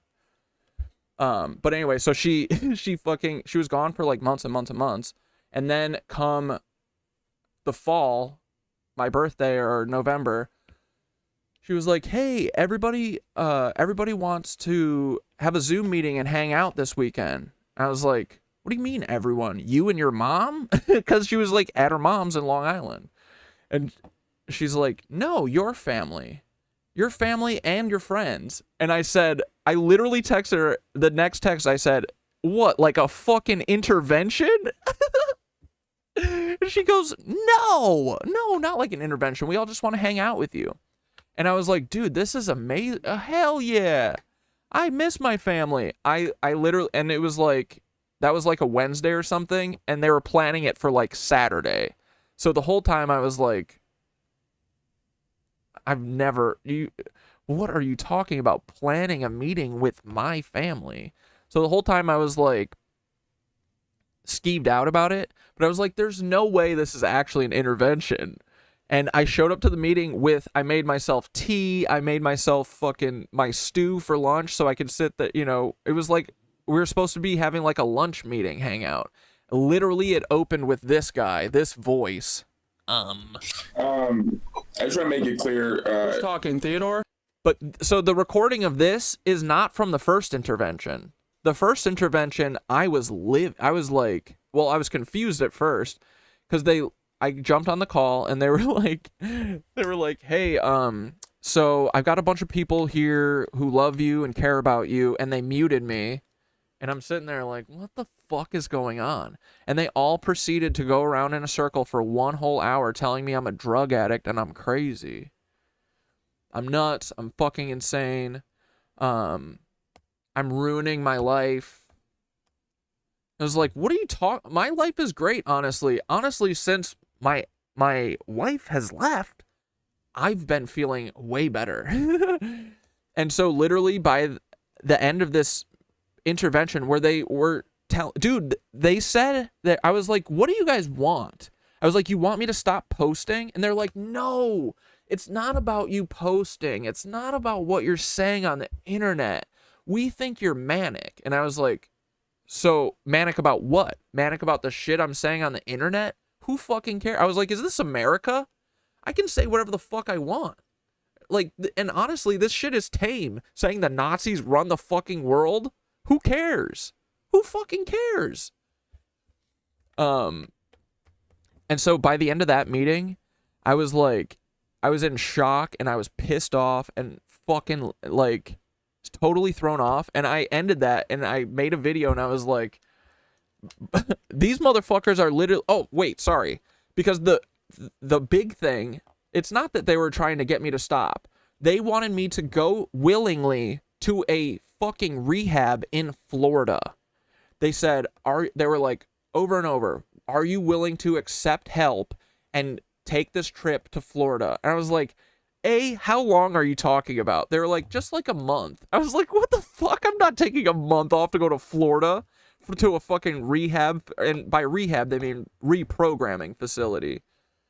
And then they go, my ex goes, we thought that this was the better option. The first option was that we were going to do it unwillingly.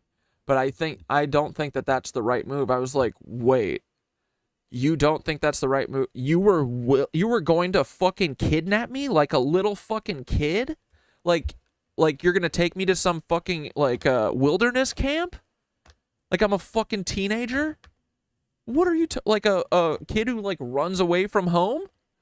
I'm a grown-ass man. I'm paying for this fucking intervention.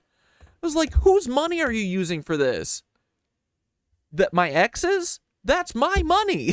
She doesn't have a fucking job. What are you talking about? So I left that meeting. I was like, because also too, you know, they're telling me that they were literally considering kidnapping me against my will from my own apartment that I live in alone currently, you know, like, I was like, I haven't talked to you in like 4 months. I thought you were going to call and apologize. This is literally insane. So then after that, I was like, I made a video and I was like, well, guess I got to get a fucking divorce because these people are trying to lock me up, dude. They want me to go to a Florida rehab. Fuck you. For what? And dude, the best part is at literally any point of our marriage, I could have been like, she could have been like, oh, you're a drug addict. And I would have been like, I mean, how else do you get through the day? I gotta use Adderall. And then fucking literally when they did it, I had been going to yoga for like 3 months at that point. And the reason I started going to yoga is because my fucking psychiatrist took away my medication. So they all knew that I was literally not on Adderall. I wasn't taking any drugs. And the fucking little kratom things that I was taking, I literally stopped too because they were making me dizzy at yoga. Then when they realized that I wasn't ever going to cave on this, trying to convince me I'm a drug addict shit, I was like, you dumb bitches. I was doing heroin like 5 years ago. I don't want to hear about this shit now. Like, shut the fuck up. Like, I don't care. And then they literally switched up and we were like, and we also wanted to talk to you about the amount that you're going to yoga. because I had just completed a 60-day yoga challenge, which in 3 days, you know what I'm about to complete? A 780-day yoga challenge, bitch. So come fucking arrest me. But yeah, I got off all the pharmaceutical shit. Fuck that shit. And they literally wanted me back on it. They were like, if you're not willing to go and seek help, will you accept medication? I was like, I just got off of all of my medication. What the fuck are you talking about? They wouldn't hear me about anything. I was like, you guys are pretending like I'm crazy from hearing it from my ex. And like, dude, they had my oldest friends, people that I've known for 25 fucking years, siding with someone that they met 4 times ever. Like, I don't know what the fuck is going on. But I mean, I do now. I was talking to my sister, talking to my sister-in-law, like, these motherfuckers, dude, they went around to all of the people that I know, said the shit that they said to me in the intervention, and said, you can't reach out to him because it'll hurt his fucking, his recovery, is what they were saying. Don't reach out to him because he'll know that it's coming and you'll hurt his recovery.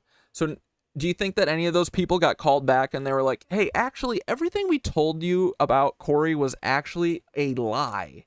And it was because I don't like what he's saying on the internet and I wanted to try and get him to stop. So I was trying to convince him that he's fucking insane. Like, but yeah, so then after that first intervention, I literally was, and that was in late October, early November, I was like, I need to get a divorce. These people are trying to lock me up. And dude, as soon as they did that, and as soon as I said that, I was like, it was a relief. And I was like, okay, I know this is the answer. I have to get a divorce. Bye. But then after I said that, bro, this is the craziest part. They did it again every weekend for 9 weeks straight in a row. From that first meeting, they said, okay, well, we're meeting again next week.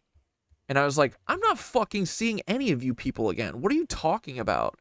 And they were like, that's fine. That's fine.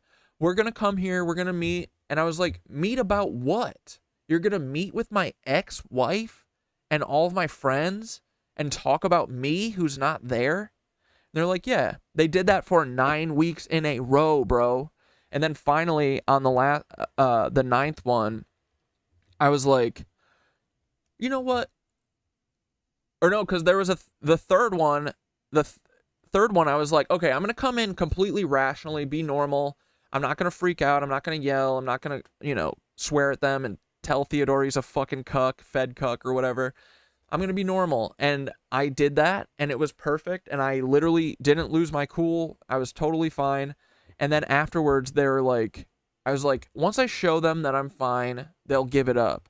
And we did it, and they didn't give it up. They were like, okay, we're meeting again next week. I was like, for what? For why? So I let it go for like 6 weeks, and then it dawned on me, bro. I was like, these people do not want to help me. They're actually, like, dude, it took me over 2 months for me to realize that they were actually just gaslighting me. They were just trying to manipulate me. Because all of your oldest friends doing this. It was literally 6 of my oldest friends, my ex-wife, and she got my parents in there, and my fucking sister-in-law, and my brother. She convinced them that I'm all fucking crazy or whatever. But my family, after the first one, my family was like, okay, this is not what we were expecting. My mom and dad, well, my dad will do whatever. My dad will do whatever my mom says, but my mom was fighting for weeks before that, saying that this isn't right, and then she was convinced that she needed to go through with it. My brother and sister were both like, why can't we just, if he's really this crazy, why can't we just go pick him up? Like, my brother was like, I'll get in the car right now, and I will go pick him up, and he will come with me. And they were like, he won't come with you, though. He hates you. They told my family that I fucking hated them. My ex. It's crazy. So, I don't know, man. But yeah, so then I realized in the 9th week, I was like, they are just gaslighting me, and they want to keep doing this to get me to cave eventually, and I'm never caving. So I was like, I was like, I'm gonna film them. I'm just going to film it. And I started saying it on Monday, and they were doing it on Saturday. So for 4 streams, I was like, I'm going to film these motherfuckers. I knew they were watching. I'm going to fucking show that they're manipulating me and gaslighting me and all this shit. And then Saturday comes, they show up, and they're all not on screen. And then they fucking proceed to tell me again how I'm a drug addict. But each one, dude, I fucking eviscerated all of them. So much so that every time I started replying to them, they muted me. Because I'd be like, you know, I was like, I think that you guys know that what I'm talking about is real. And you don't like it, and you're trying to fucking lie to me. Maybe your guys' families are involved in this shit, you know, that kind of stuff. They muted me and then sent me on my way. But yeah, and then since then, literally none of these people, I knew all of them for 10 plus years. They were all my best friends in New York. Haven't spoken to any of them. My 2 oldest friends in Chicago, they still, like, that's the craziest thing to me. They still have never been like, hey, sorry. Hey, we got fucking played by your ex, which is like, duh. Why would you ever fucking listen to anyone you've met like 3 times over me? Fuck you. Okay, anyway, enough talking about that. It is fun though. It does need to live on, cause dude, then I posted that video and then they literally got YouTube legal to take it down. Who can do that? Who the fuck can do that shit within like a day? No, it wasn't that soon. It was like a week or so after. But still, even then is like, who even knows how to get in contact with YouTube legal? Yeah, now you know your true friends. Honestly, it was a great cleaning of the slate, dude. All my new IRL friends are from yoga. Like, good people. Cleaned house. Honestly, all those people were a fucking drag on me anyway. They were a nuisance, boring people. So, fuck them all. Did she take half your shit in the divorce? I mean, we don't have anything, but... I mean, yes, she took half of my cats without asking me. She came, dude, they all did this shit. I had a hard drive from my friend Chloe who did it to me, that because I was working, literally, I've been doing hundreds of hours of free work for her, helping her film a documentary for free and editing it for free, and fucking, I did like 6 shoots with her, doing all the audio, camera work with my buddy Alex, then editing it for her, working on it, color correcting, cleaning up the sound, all this shit for like a year. And she was like, out of the blue, she was like, hey, can I come pick up your the drive? I was like, oh, why don't I just make a copy for you? She was like, oh, no, I'll just take the drive and I'll copy it and I'll bring it back. I was like, that's fucking stupid, but whatever. She came and picked up that drive like a couple weeks before they did it. And then, yeah, my ex, she came and it was the day that I went to St. John the Divine. And she was like, oh, hey, I'm stopping by the apartment to get a couple things. This is before the intervention, like, but while she was still living in her mom. She's like, I'm just dropping by to pick up a couple things, and also I'm gonna get 3 of the cats, so you don't have to, because I don't want you to have to worry about all 6 cats. And I was like, what? She's like, don't worry, I'll bring them back. I'm gonna bring them back next week. And then she never brought them back, and then they interventioned me. But no, I mean, we don't have anything. Plenty of stuff was done. Like, they turned off the credit cards on me. I was like trying to buy a Chewy order for the cats, and the credit card wouldn't go through. I was like, what the fuck is going on? Like, what the hell? And then I was like, okay, it's just the website. I'll try again tomorrow. Try it again tomorrow. It's not working. Then I look at the credit card. It's fucking closed. It's my credit card with my money. And then, you know, the gaslighting. Oh, I didn't realize that it was going to cancel your card. I was just trying to cancel mine. Okay, sure. But no, we didn't have anything. Most of what was lost in the divorce is that I had to take a bunch of episodes down. I took like 12 episodes down where I was talking about it. And then the intervention. But Yeah, YouTube legal, friends at the agency. Just watch out for a new yoga honeypot and you're all good. I mean, that's the thing. Like, I can't be honeypotted. I can't be fucking manipulated anymore. I mean, I'm sure I can for sure. But I'm like always...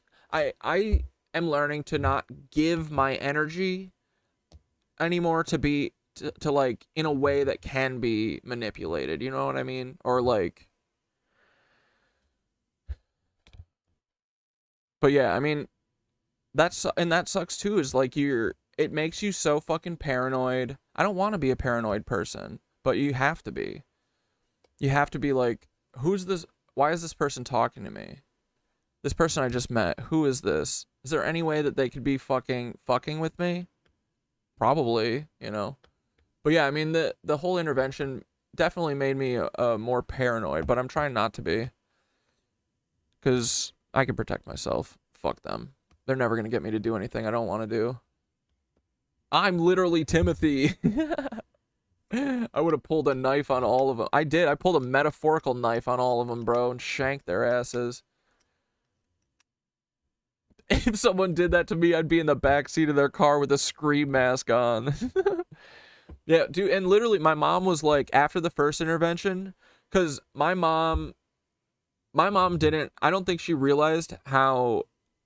Like, dude, I grew up watching Intervention, and I know I said that I'm not going to talk about it anymore. We're going to talk about it for another 30 minutes, but I've seen every episode of Intervention when I was a kid. It's always been my biggest fear. I hate them. They're stupid, and they don't work, and also it's literally just like the intention of them is to crash the entire weight of the world on someone's shoulders and force them to do whatever the fuck you want. But here's the thing with a normal intervention that I know is you do all this shit and you go, like, there was no ultimatum with me. It was, they just kept saying, will you accept this treatment? No. And I said, no, I'm not going to do it ever. So now what? So now what the fuck are you going to do? Are you going to do it against my will? And then one time I was like, they were like, oh, we're so worried about you because you keep saying if anything ever happens to me, it was the government. And I go, yeah, I'm literally saying I'd never hurt myself. How does that make you think that I would hurt myself? And they go, well, it just looks like you're saying it like for a big joke. And I was like, yeah, I'm joking about the fact that if I wind up dead, it wasn't me. And David goes, oh, so it is a joke. So you're joking about your death. So this is all a big goof to you. Like, to, like, try and get, like, some fucking evidence or whatever to, like, lock me up because I'm, like, I'm crazy. Like, that, these people were doing all of this you know, the 5150 speech, like, you're a threat to yourself. What are you talking? I go to yoga every fucking day. If any of you could come to yoga and keep up with me, I will listen to your fucking bullshit. But I'm not going to hear that I'm a drug addict from fucking a bunch of fatties who drink beer all day. I'm just kidding. I'm also a fatty. But, you know, sometimes you gotta be mean to them. But yeah. It's like, dude, you guys want to talk about drug addicts? My boy Kyle right here, this guy drinks a 12-pack every night before bed. I don't want to hear it from you.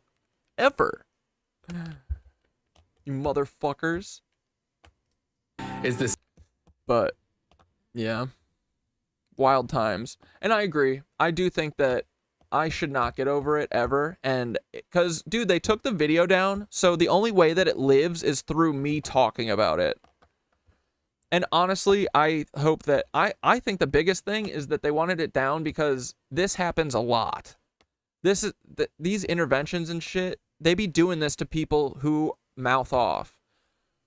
I think it works on a bunch of people. Literally, Theodore goes, you're the first person who's ever even thought to film their intervention.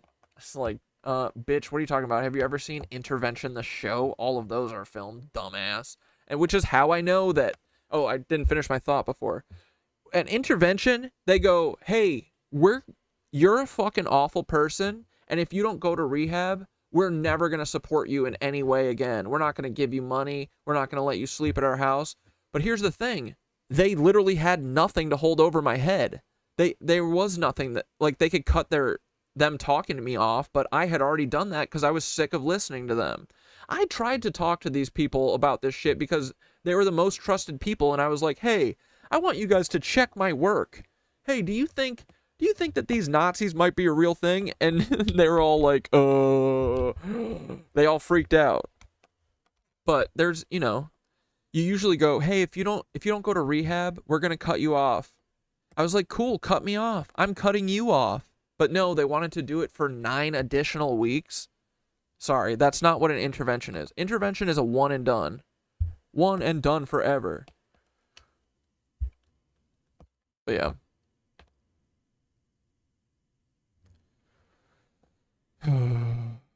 Yeah, this is how the whole industry works. Honestly, the whole intervention services thing is I want to ruin Theodore's company and his fucking professional. Like, I like going on Facebook and anytime I see anyone mention him, I say he's a cuck. Same time frame. But yeah, me and Theodore, I have a fucking unlimited vendetta against that bitch. I don't really care about the friends, the ex-friends and the ex. And for real, guys, like, I don't want you knowing who these people are. It doesn't matter. They're just people that were in my life. I don't want you looking for them or saying anything about them ever or to them or whatever. It doesn't matter. The big thing here is just how, to me, it showed me how embedded all of this shit really is. And how, like, dude, these are the people I knew the longest in my life that I was still interacting with, right? And they all were willing to fucking do this kind of shit to me. Like, I would never in my wildest days consider ever interventioning a friend. Ever. Never. What are you talking about? Ganging up and, like, dude, if people want help, they will get help. Like, every drug addict eventually comes to their rock bottom. You either got to decide to fucking get clean or you die. You know? And I'm not saying that we shouldn't be helping people, but an intervention is not help. An intervention is a forced play. And it would never work on me. It doesn't work on most drug addicts. Like, fuck off. The only reason, the only way I was ever going to get clean was doing it myself. And fuck you guys, I did it before your little intervention. Sorry, idiots. Sorry, your timing's fucking off. Dumb bitches.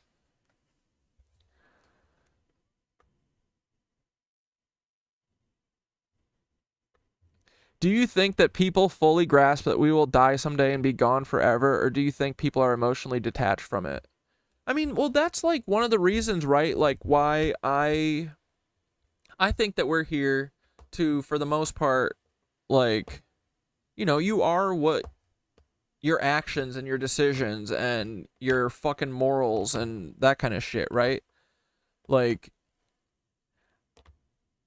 that's why this kind of stuff, like speaking out, using your voice, not being a fucking cuck, you know, being loyal to your friends, like, this shit is important to me and is like, it's important to us because we're mortal. Like, we only have this short amount of time. We don't have forever to, like, get it right, like, right? So you gotta try and be the best version of yourself while you're here, because I don't want to die a cuck. But yeah, I do think a bunch of these people don't think about that stuff. I don't know. I'm not them, so I could never see interventioning a friend. I know that people get manipulated by it or like, you know, can be convinced that it's the right idea. But like, I don't know, after 2 years of realizing that someone's never gonna fucking see it your way and that maybe you were wrong and not apologizing, at that point you're like, these people are tricksy motherfuckers. They're just trying to lie to you. But yeah, I think that they should have way more, what's it called? Where they're scared of dying as cucks. Because they're all cucks. They're all cucks, and they've done nothing to right the wrongs of their lives. I think that basically our lives are like a big tally board of like decent shit, and then if you do bad shit, did you try and fix that, right? Someone's keeping score. But I don't think these people think about that shit. And you know what? Even if no one's keeping score, you should want to be a good person for you. But yeah, I don't know. Apparently a lot of people are not scared of dying cucks. All of my ex-friends. They are currently dying fully as cucks unless they remedy the situation. I could never see interventioning a friend without knowing they weren't even using drugs. Yeah, dude. And none of them would know anyway, too, because none of them would talk. Dude, I was reaching out to them for a year. Like, I just wanted to talk to them and shit, and none of them would talk to me because they thought that me talking about the Nazis was crazy. Or they know that their families are part of this. I have no clue. 2 of them were Jewish, too, so, and they're both Zionists, so it's possible. They could be these Nazi families.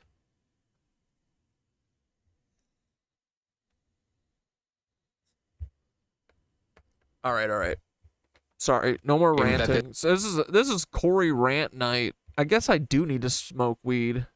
Otherwise, it just turns into fucking rant city, right? This invasion occurs. The reality is this is all by design, not only to destroy Europe, but to usher in... But also to answer your question, dude,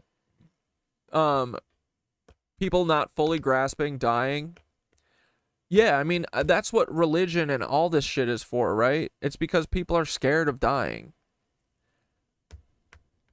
Honestly, with yoga and all of the esoteric shit we've learned and everything, you know, indigenous cultures and just what I believe now, I think death is going to be like the last fucking cool thing.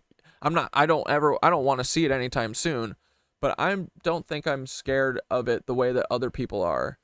Cause again, like, I try not to, like, dying. The thing that's scary about dying is dying and not being able to, like,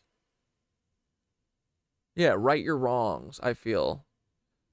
But if you don't have that many wrongs, like, it's not that bad. And honestly, it's natural. We all just go back in the ground. The things that scare me, being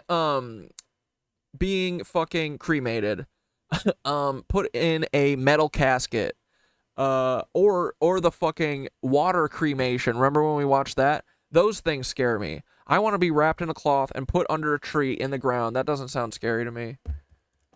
That sounds awesome, honestly. I think that's when our consciousness fucking reconnects to the grid. But yeah, no, all these people that intervention me, they're scared of death. And they should be, because they're cucks. And they won't be hanging out with the cool kids unless they change their fucking ways. Yeah, death is going to be like a good mushroom trip. I'm convinced. I mean, dude, your brain's flooded with DMT. DMT's awesome. Like,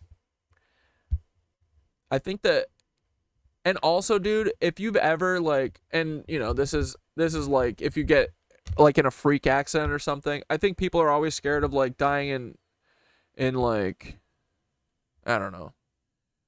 I feel like your body does a decent job of, like, using the shock and the adrenaline to make it not hurt that bad, which everyone's always scared of the pain.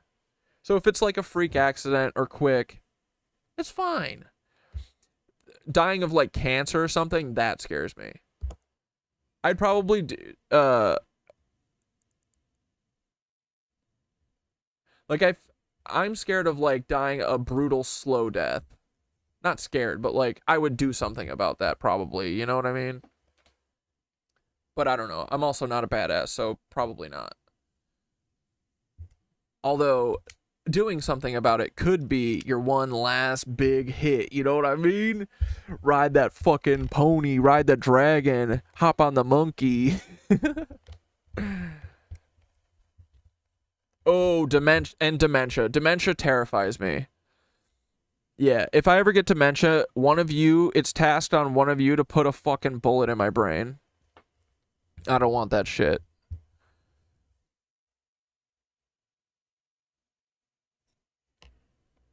Ooh, I like that. This is the mushroom experience, and death is when you wake up. Yeah. But yeah, I mean, I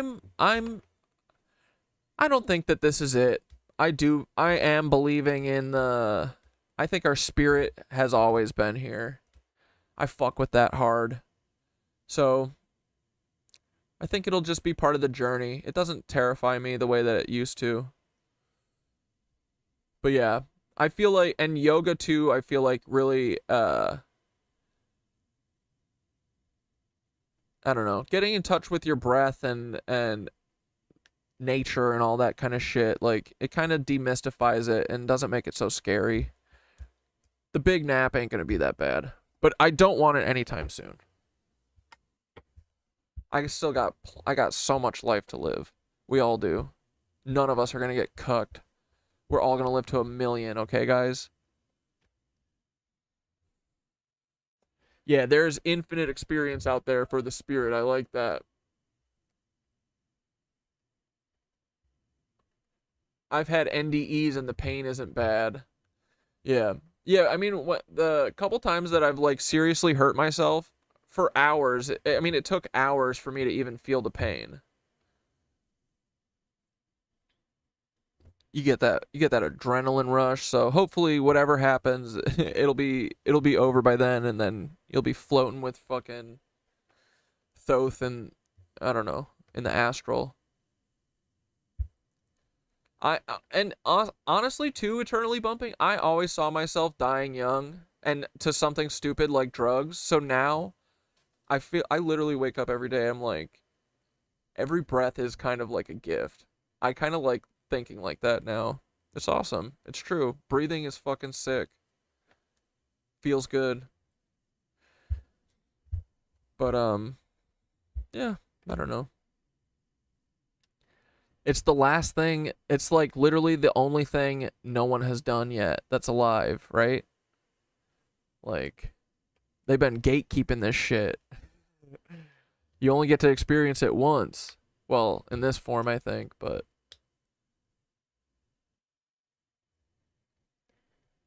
I do constantly think of dying, though, and don't want to. Like, all the time? Like what? Like every time you see your animals or something, you're like, oh my god, I'm gonna die one day and not see them?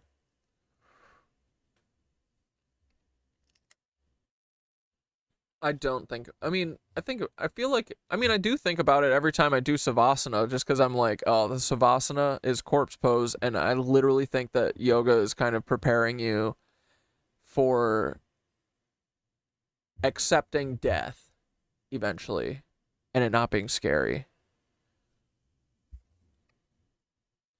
Bro, when you die, you don't have to pay bills anymore. Dude, I know. Death is honestly going to be such a thrill. I won't have to pay rent or bills. Fuck yeah. 15-minute cities and digital IDs. Alright. Alright, rant over for now. Yeah, thanks for listening to my TED Talk. You know the fucking intervention's got to live on. One day I will... probably just cover up their, because since they didn't post their videos up when I did the video recording of them, in the edit of it, I put a picture of each of them so that you knew, like, just so you could see that it was different people or whatever. Now I wish I didn't do that, just because I gave them an opportunity to, like, lie and be like, this is doxing, but it was not doxing. I have the right to do every fucking thing I did to them in that video. Not even did to them. Everything I said about them. They deserved way worse, honestly.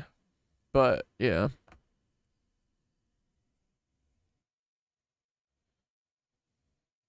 You have to create the crisis. As we've talked about before, guys, we have to learn their tactics. This is another example of the Hegelian dialect, just like they did with COVID. They give you the problem, they see everybody's reaction. Oh my God, we need a vaccine. Oh, here's the solution. We already had it for you, and it turns out it was actually worse than the initial. Oh, like you think about, you're hyper aware of the possibilities, yeah, the different ways that you can die. Like, I get in the car and I think, well, I could get in a car crash and die right now. The only times that I have, like, those weird, like, intrusive thoughts is whenever I'm on something high, I'm like, what if I just jumped? I could just jump right now. Or like my brain could just go rogue and tell my body to jump without me doing it, you know? Like, what if my body just decided to do that? It's never happened in my life before, but what if it happened in this moment? It's always when I'm around something stupid high. Problem. This is a part of the Kalergi plan. Even their rabbis say, for their Jewish Messiah to appear, all of Europe and Christianity must totally be destroyed. And they use radical Islam as the broom to sweep out Christianity. This is what happens all around the world. The left-right paradigm is the illusion of a choice. Right-wing Jews push wars that displace Muslims from their countries. Left-wing Jews promote open border policies that allow those Muslim hordes to come in.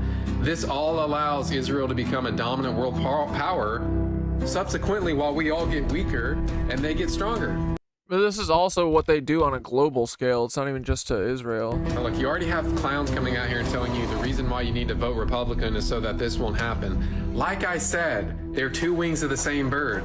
They displace these Muslims here while the left-wing, quote, Democrats open the doors for them. Remember, they all serve the same master. Are we awake yet? Yeah, I agree, Martain. I know in my soul I chose to be here no matter how painful, and I have had moments of joy that far outweigh all the pain thus far.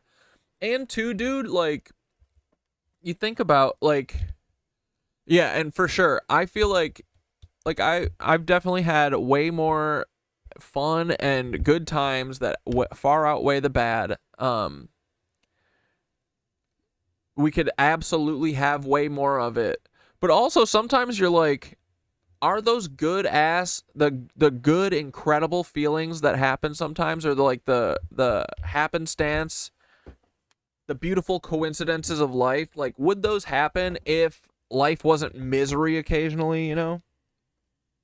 But I also think life doesn't have to be miserable intentionally all the time. There's plenty of shit that happens in life that sucks, that we don't need to have, like, paywalls and landlords included with that, you know?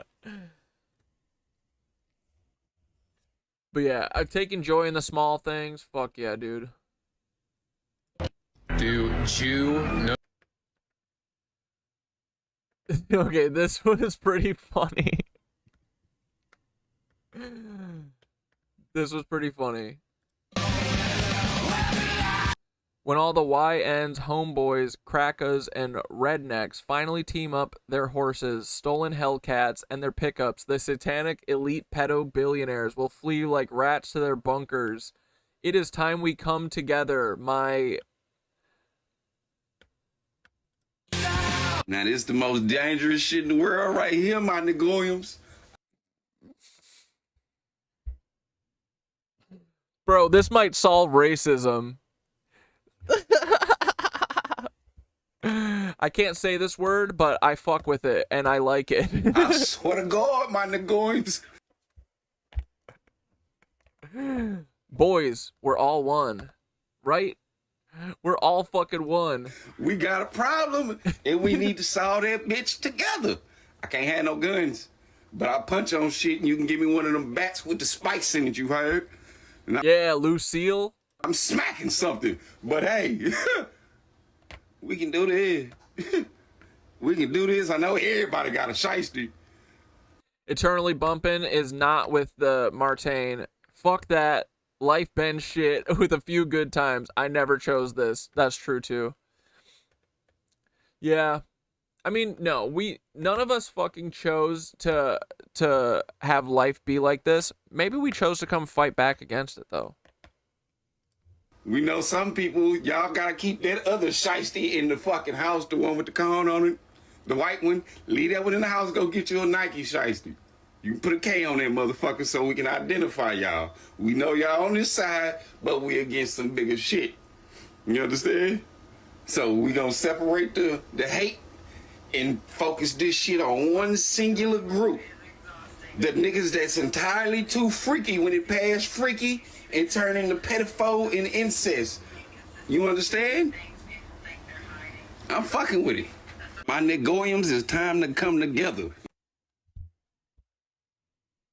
Bro, racism just died. Right there. It's over. It is over. Martain chose the fart pain. I want to die on a city bus the day after I ate Chipotle. Yes, dude. Was any doubt that the U.S. and Israel Stand by, 10-1. are trying to spread this war to 3 continents, Asia, Africa, and Europe, that should be put to bed by the last 24 hours. Yesterday, 60,000 refugees crossed from Morocco into Ceuta, which is an autonomous city that is technically a part of Spain.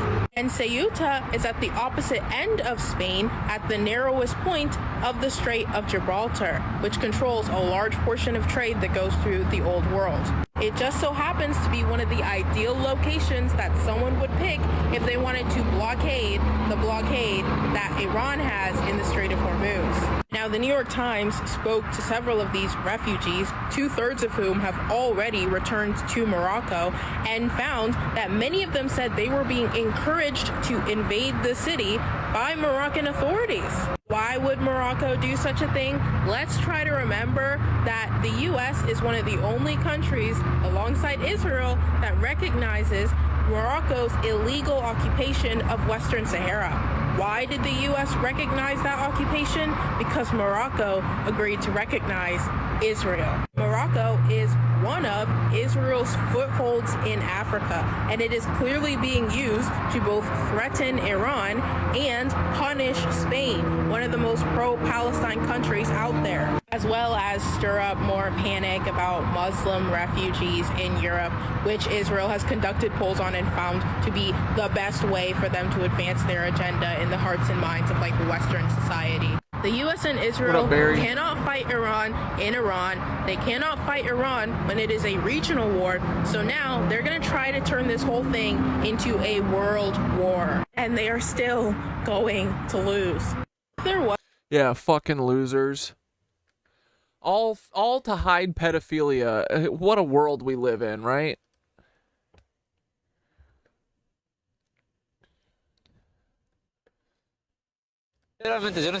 Oh, so yeah, all of these people that came over to Spain, they literally were told to do it on Facebook and Instagram and by their own government, saying that Spain has jobs for you.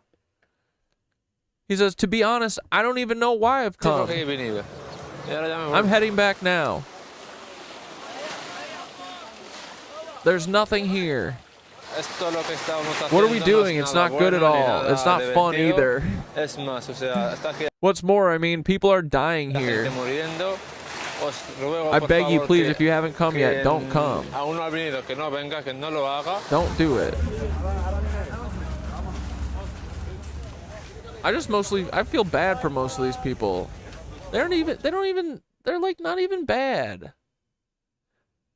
They're just pawns. We're all pawns, dude. This is what all of the fucking social media and shit is for. You select your group of pawns, you put a little circle around them, and you go, hey, y'all can be fucking, hey, what if you come and be migrants? Yeah. Hey, you should run over to, you guys should Naruto run into Spain right now. And they're like, hey, yeah, let's do it. They learned how to do all of this shit from Kai Cenat meetups and stuff. No joke, right? That's totally what it is. That's what all the Twitch streamers and stuff, it's just figuring out how to move a mass crowd. You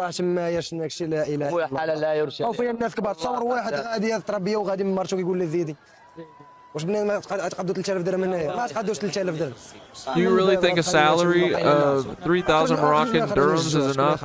Of course it isn't. And right, look, they're like, they told us there's jobs here. None of us can afford to fucking eat or live in Morocco. Yeah, they said we came here and we had to leave within 48 hours because there's no fucking food. Another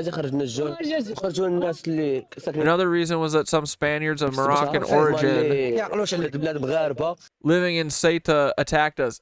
Isn't that interesting? Some some very own gusanos. They assaulted the migrants. I witnessed one of them slash a migrant's hand and then cut off one of his fingers. The Spanish say they treated us well. They did not.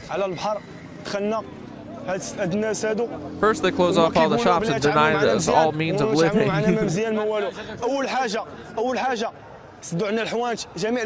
Took up arms against us. But you know, even the people in Spain that are, I'm sure that their algorithms were pointing them to go fucking attack them, right? Like, we're all being manipulated and pawned off on each other.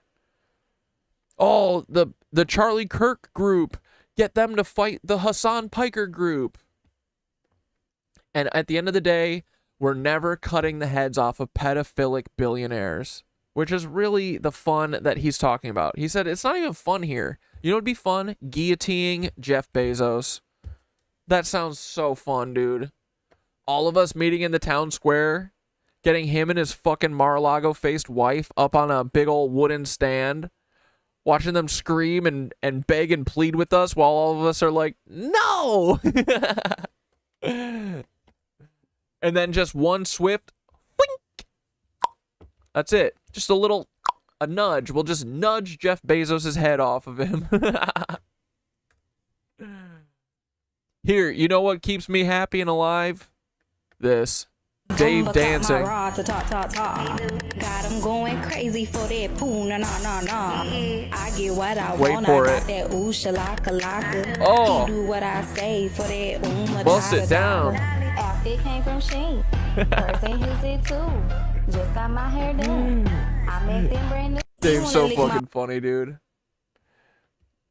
Oh, man.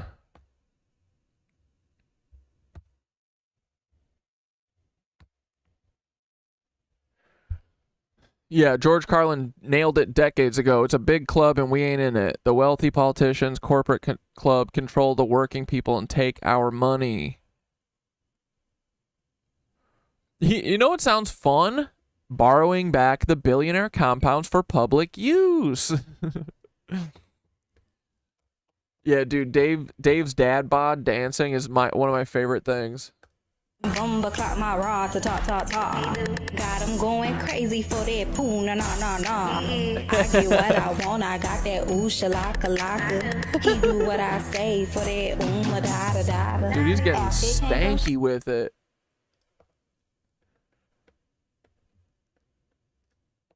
Do you have any food? No. Today I'm not eat anything. I swear.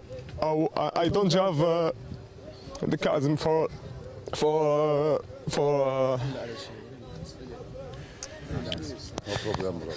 I've seen many people die in Sahara, but I have passed through 7 countries. It's 1 o'clock in the morning. And also, too, I wonder how many of these people were... Like, dude, everyone that's a migrant or fleeing to go somewhere else, you know where they're fleeing from? Somewhere that America fucked up. They're all running away from where America, I'm sure, did a civil war. Because they've done it in every single place ever. I mean, dude, fucking Gaddafi said this. Gaddafi said that if fucking Libya ever falls, the UK will turn black. That's what he said. Because they create all of this chaos and all this nonsense, destroying communities for resources, destroying countries for resources, and then when everyone flees, then they get the fucking added bonus of being like, look at all these fucking immigrants, dude. Oh, they're ruining everything. We gotta do what we're doing harder. If we do it more and harder, we'll kill all of them, and then no one will be able to run over here. And then everyone's like, yes, yes, yes. Murder all black and brown people so that they don't flee into my white country.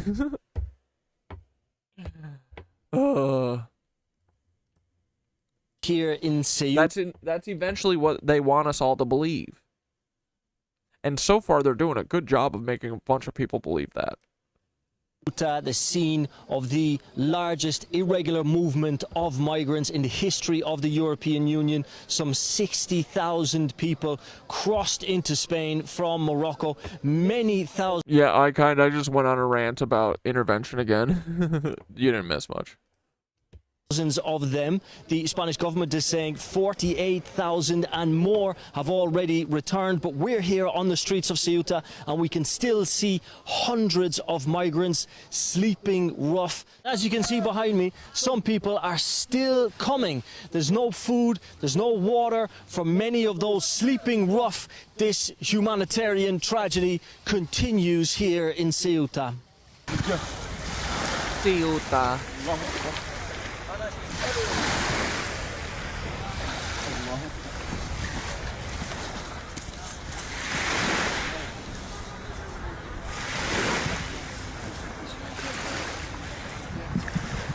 And then now everyone in Spain's going to be like, see, all these immigrants, they're taking our houses. He came with a raft and he took my whole house. The fuck are you talking about? These people have nothing. They are not the problem. I'm sorry. Grow the fuck up. Do you have any food? We imagine that paradise laid beyond the fence. We crossed the fence and found ourselves in hell.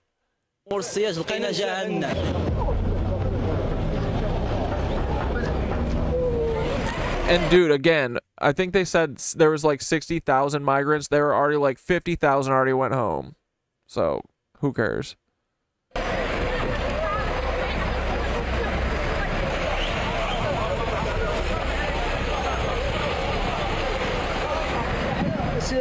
مشينا بغينا نشرو ماكله اقسم بالله اذا شدوا علينا الحوانت كاملين جوعونا بالعاني باش نخرجوا ولكن والله العظيم الحمد لله والله ما كاين احسن من ارض الوطن وعسى الملك. I saw forms of oppression I had never witnessed before. I swear. I saw weapons, something I had never seen in my life. You've never seen weapons, bro? Man. Brothers living a fucking blessed life, I guess. I've traveled a lot. I've never seen anything like it anywhere else.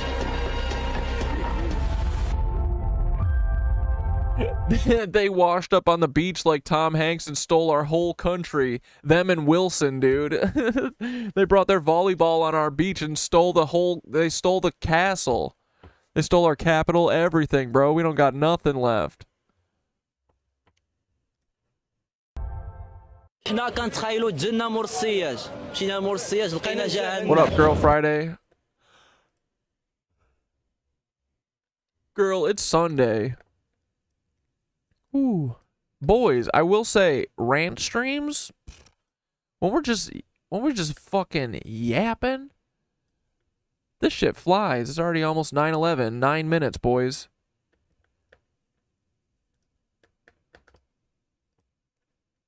It's a lot of fun, Joe. CoffeeZilla versus Joe Rogan. Hell yeah, let's have a little fun. Let's get out of the news for a minute. I appreciate your show. I appreciate you. I appreciate what you're doing. And only military-aged men made it there, so weird. Yeah, I know. Well, well, first off, I think that men are easy to mobilize, especially young men. Like, dude, I'm telling you, like, this whole thing is no different to me than like a Kai Cenat meetup, truly. Like,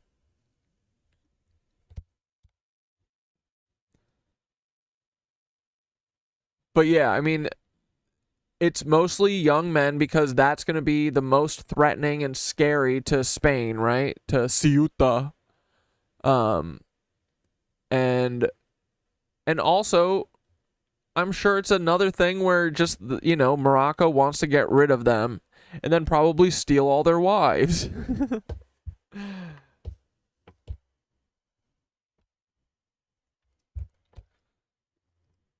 Yeah, Rogan is 100% propaganda, Marchain. You're right. I really enjoyed this. Thank you so much. Welcome to the Epstein Experience featuring J.D. Vance. The vice president has gone on the world's largest podcast to slip us some propaganda. They're hoping you won't notice. Got to be careful of the podcast. What is so bad in Morocco? I mean, it's like a puppet state. It's like most of these places, it's all been ravaged for the last 100 years for resources. Dude, Africa is just like, it's just a place that European countries go to steal everything and then kill people. So it's 100 years of oppression, 100 years of people not having jobs, 100 years of fucking no water. Like, but yeah, I mean, Morocco definitely has like trouble feeding their population and shit, you know? Most of these places that have been touched by US and UK imperialism are fucked up, and it sucks for most people because it's being run by puppet masters for the CIA. People don't have jobs, they don't have food, they don't have shelter, they don't have money. They got nothing. So, and also too, dude, like the whole thing, like people are like, "Oh my god, it's a mass mobilization." Like, dude, they literally walked around a fence. You know what I mean? They're next door to each other.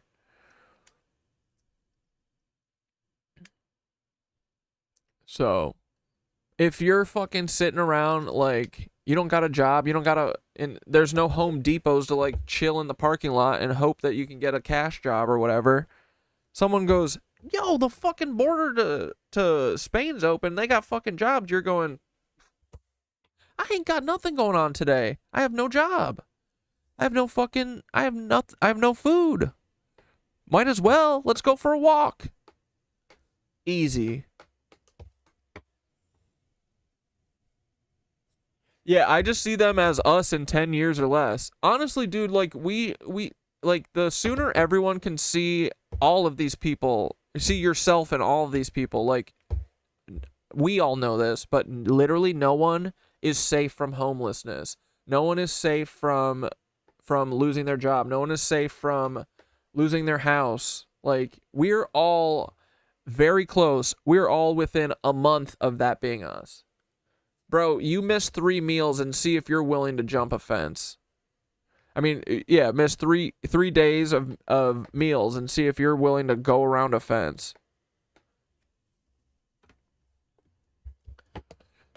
Gabe, you're loving the rant stream? Hell yeah, dude. All right, sweet. Nothing but rant streams. Watch. After 9/11, rant will be over. I'm just detoxing from marijuana. These days, the times have changed. It's no longer bros talking. All these powerful people who used to go try to spin stuff on cable TV have now realized this is the new place to sell your propaganda. It's not on cable TV. Nobody's there. It's on the Joe Rogan Experience. You got to be skeptical of all these guys who go on the show. I mean, except that guy, obviously. Wait, click off that. All right, so it's been over 3 years since CoffeeZilla went on the Joe Rogan Experience, and at the time, Joe was a big fan of his. It's all about more control and increasing fear. And yeah, dude, the bigger thing is that it was allowed and manipulated to happen on purpose by the very people bitching and complaining about it currently. 'Cause of course it is, dude. Nothing happens by coincidence. Appreciated what he was doing and seemed to be in total agreement with him about how predatory crypto schemes are. And Joe thought meme coin pump and dumps should be illegal, but then Trump started his own coin, and of course Joe had to try to defend it and downplay it, which CoffeeZilla has to be really disappointed about because, you know, Rogan was telling him he's doing great work and it sounded like he agreed with everything. But then Rogan started justifying crypto schemes and doing damage control for the Epstein files and doing a ton of gambling. The game of goy slop time, yeah. Bison hat. Ads. So now CoffeeZilla had to start calling him out. And I don't think there's any chance Rogan would ever have him on the podcast again or even have a conversation like this again. I appreciate what you do. What you do is a very valuable service because you go so deep on some of these scammers. It's like it's so important. That these people are literally financially murdering people. After Celsius, people committed suicide because of, I mean, literally, it's a fact. People committed suicide suicide because they lost everything. I'm sure FTX as well. Of course. You know, the bigger the scam, there's just statistically, it almost becomes impossible that you don't at least, if not financially, sort of metaphorically murdering a family, you literally kill somebody. Either only the guy at the top goes down or nobody goes down. And that is crazy to me. It's like, what message are we sending via our regulators? Basically, it's like, hey, you're going to get a slap on the wrist if you're caught. What you just did is why I'm interested in your show, because this is your real thoughts and opinions. Something has to change. Yes. I mean, something has to change where you can't just go on like this. Somebody has to be there when things go wrong. Yes. And there has to be consequences. If you lie and if you cheat and you steal, there has to be a guy at the end of the day who's going to put you in trouble. JID Vance, bro. Paul, you're so hip, man.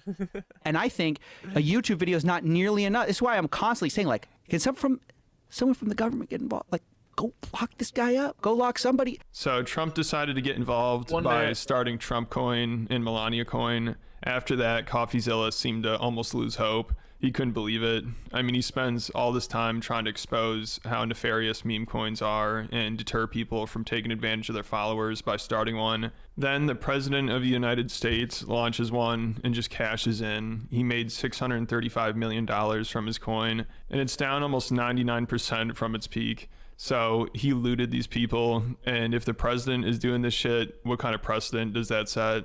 It's just a free-for-all out there. And I think this is when CoffeeZilla started using the phrase crime is legal. And after Melania Coin was launched, he sounded defeated, you know, because on Rogan's podcast, he was talking about how the government needs to get involved and lock people up. But then the head of the government and his wife started their own coins. So CoffeeZilla was in shock, especially because at that point, it seemed like starting a meme coin was basically a career ender for most people. I mean, Hawk Tua had launched one right before Trump, and that ended. Happy 9/11, boys. Here, what do we got? Oh, what's this TV on the radio song? Bomb Yourself? Dude, that Wolf Like Me performance on Letterman was still so fucking awesome. I wish we could play it on here. Smoke 'em up if you got 'em. Happy 9/11, boys. All right, I'm breaking my virginity.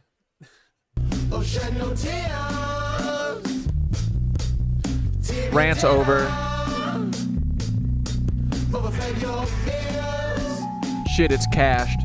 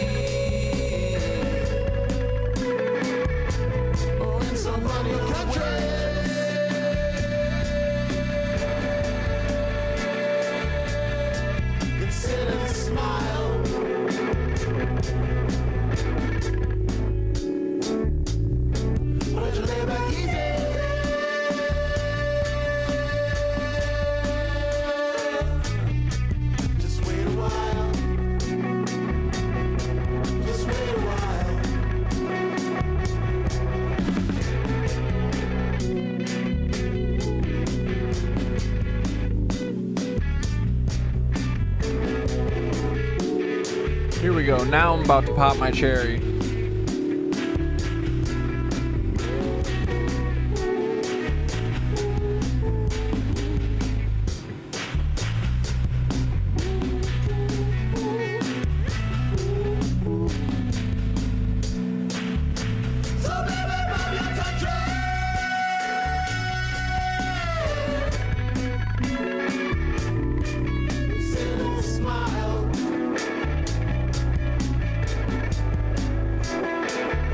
I'm not sure why Black Death is claiming to be me. That's No. He said that he's Martain on a different timeline. He's Martain 666.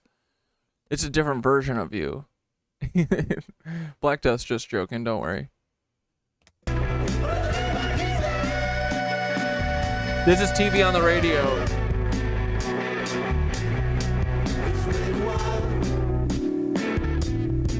Just wait a while.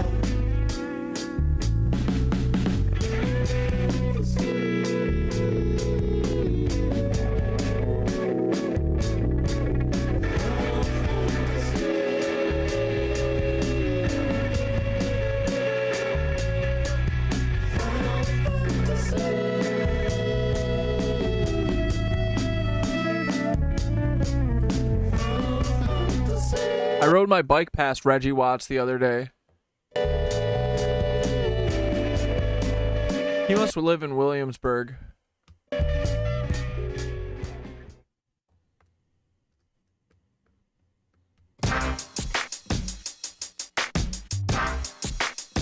Oh. Oh no, oh fuck, it's on Comedy Central? Shit. Hold on, we might get in trouble for this. No, it's not on Comedy Central's site. Alright, we might be good. Yo. Oh yeah, I do love this song. Word. Adjective. Pronoun. Yeah, Wolf Like Me is the best TV on the radio song. Run on and on. Although, wait, what's the song? Fuck, I forget the name. The one that was used in Breaking Bad. Doom, doom, doom. And that's the rest of this of things. And not to redisrupt the air and all it breathes. And the conscience that you owe. Well, this is beginning to feel like the dog wants a bone. Say, la la la la la la la la. That song rules too. La la la la la la la la. Fuck, what is the name of that song? On where my gerunds at. Parenthetical. Shit, motherfucker, ass tits, cunt, cock, motherfucker, shit, ass tits, motherfucker, shit. Come on. Fickety fuck, fickety fuck, fickety fuck, fickety fuck, fuck, fuck, fuck, fuck, fuck, fuck, fuck, fuck, fuck. Shit, motherfucker, ass tits, cunt, cock, motherfucker, shit, ass tits, motherfucker, shit. Come on. Fickety fuck, fickety fuck, fickety. Oh, the song's called DLZ. Fuck yeah, dude. You take some shit, put it up on the wall, check it out for a while. You take that shit up off of the wall, put it down on the floor in a glass bowl. You take some fuck, put it up on the wall where the shit used to be. You take that fuck up off of the wall, put it down on the floor. Bro, did you see who was in that? Kumail Nanjiani. This is from 16 years ago, right? Kumail wasn't like a no one knew him at the time, right? What's the first thing he did? I feel like the first thing I knew him from was Silicon Valley. Shit in a glass bowl. What? Yo, here's another little piece of advice. You take some fuck, then some shit, then some fuck, then some shit. You got a fuck shit stack. A fuck shit stack. Take some fuck, then some shit, then some fuck, then some shit. You got a fuck shit stack. A fuck shit stack. Yeah. It's a stack of fuck shit on top of itself, nigga. I make references to weaponry. I do love how Reggie Watts makes all of his, well, I don't know about all of them, but he makes most of his beats with just his voice. Ancient on you, I wear bulletproof vests for no apparent reason other than to create a false sense of importance, of which I could never retain. Wait, Kumail was a Cloak and Dagger guy with Silicon Valley guys? Super dark sexual stuff? What are you talking about? Kumail's a fucking... What do you mean, Cloak and Dagger? Like the Yale thing? Wait, Cloak and Dagger? No. What am I thinking?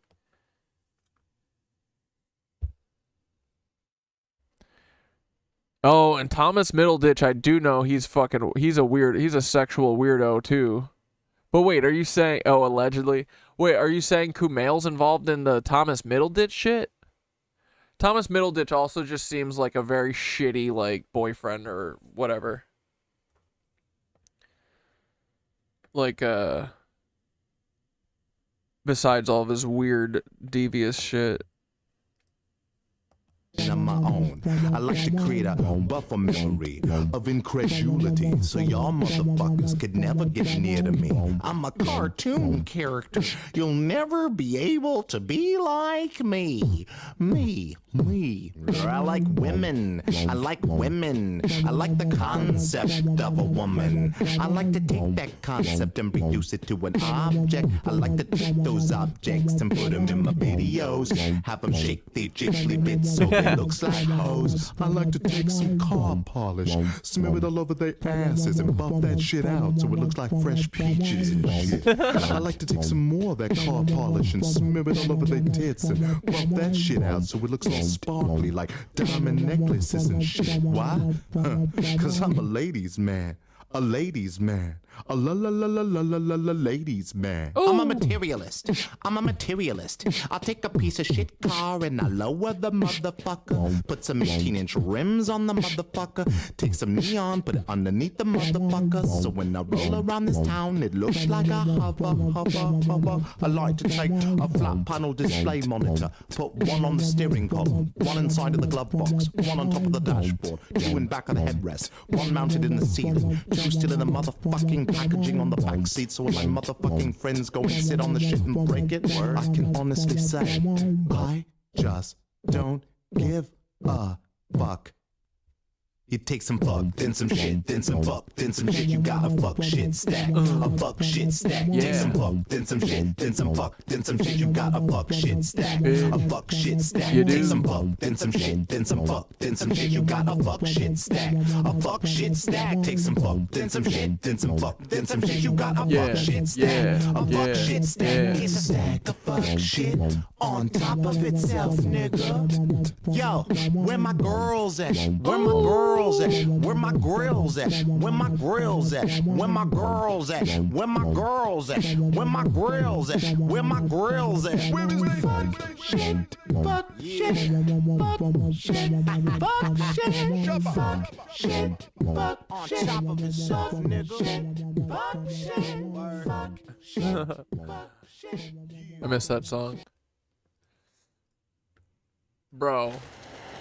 Y'all remember this moment? Dude, when this fucking hits, this song was literally created for this moment. Like 10 years in advance.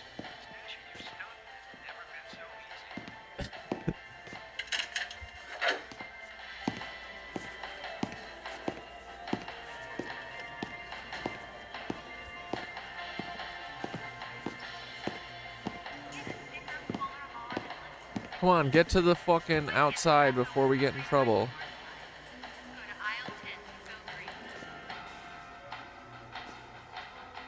Remember, because he's like, oh, you're making the meth wrong. I'm the meth maker.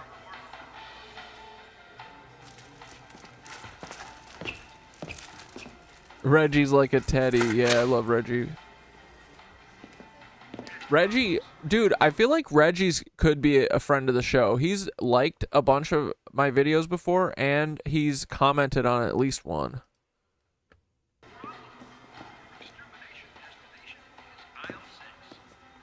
You're buying the wrong matches. What? Those matches, they're the wrong kind. Red phosphorus is found in the striker strips, not the matches themselves. You need to get the big 200-count box of individual matchbooks. Or striker strips, you understand? Those only have the one. And don't buy everything in one place. Do it piecemeal. Different items, different stores. Attracts less attention. Are you following me here?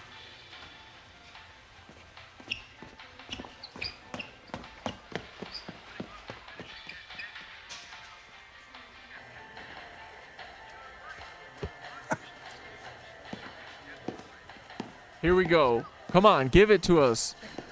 We're yearning for it at this point. Come on, boys. Wait for it. Oh, shit. Wait, they fuck it up, though.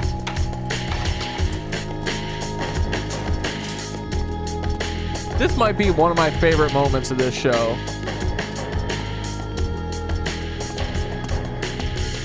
Congratulations on the mess you made of things.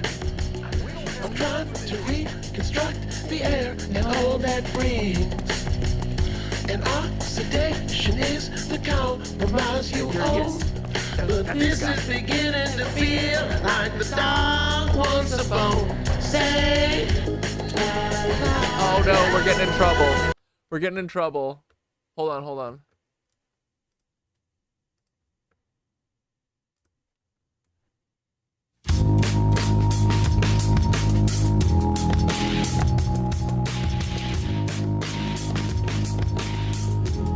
Paul, we've got to cook. Paul Wysopal, we need to cook.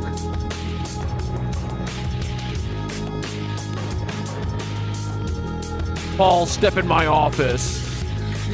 congratulations on the mess you made of things. I'm trying to reconstruct the air and all that brings. And oxidation is the compromise you own. But this is beginning to feel like the dog wants a bone. Say, la la. We gotta turn it up, boys.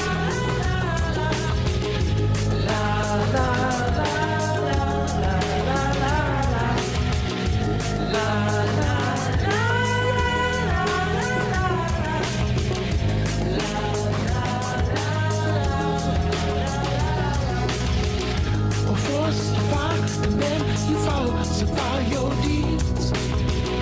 Your methods start the disconnect from all your creeds. As fortune strives to fill the vacuum that it feeds. But this is beginning to feel like a dog's lost a lead. Say, la la la la la la la la la.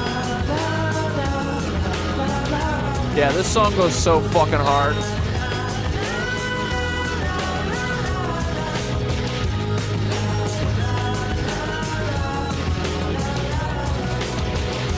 This is beginning to feel like the long-winded news of the river. This is beginning to feel like it's curling up slowly and finding a throat to go. This is beginning to feel like the long-winded news of the never. Barely controlled locomotive, consuming the picture and blowing the crows to smoke.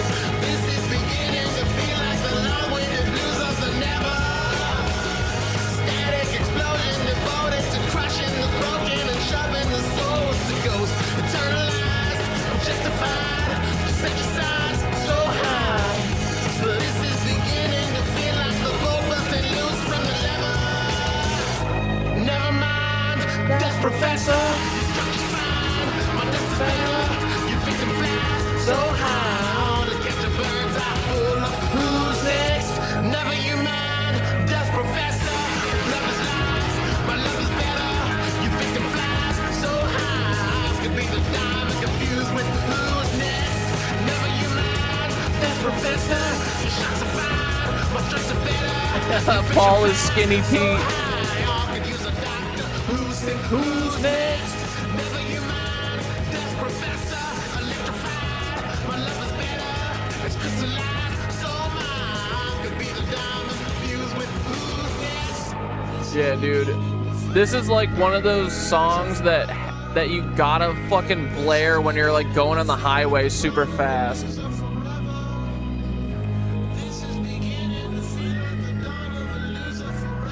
Woo.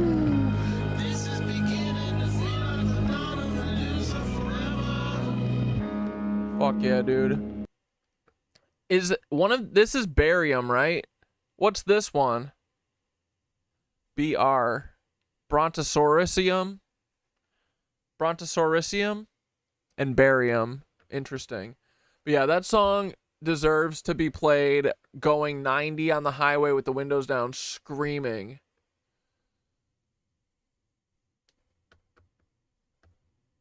Nah, I mean, all right, boys. Yeah, this song does hit so hard.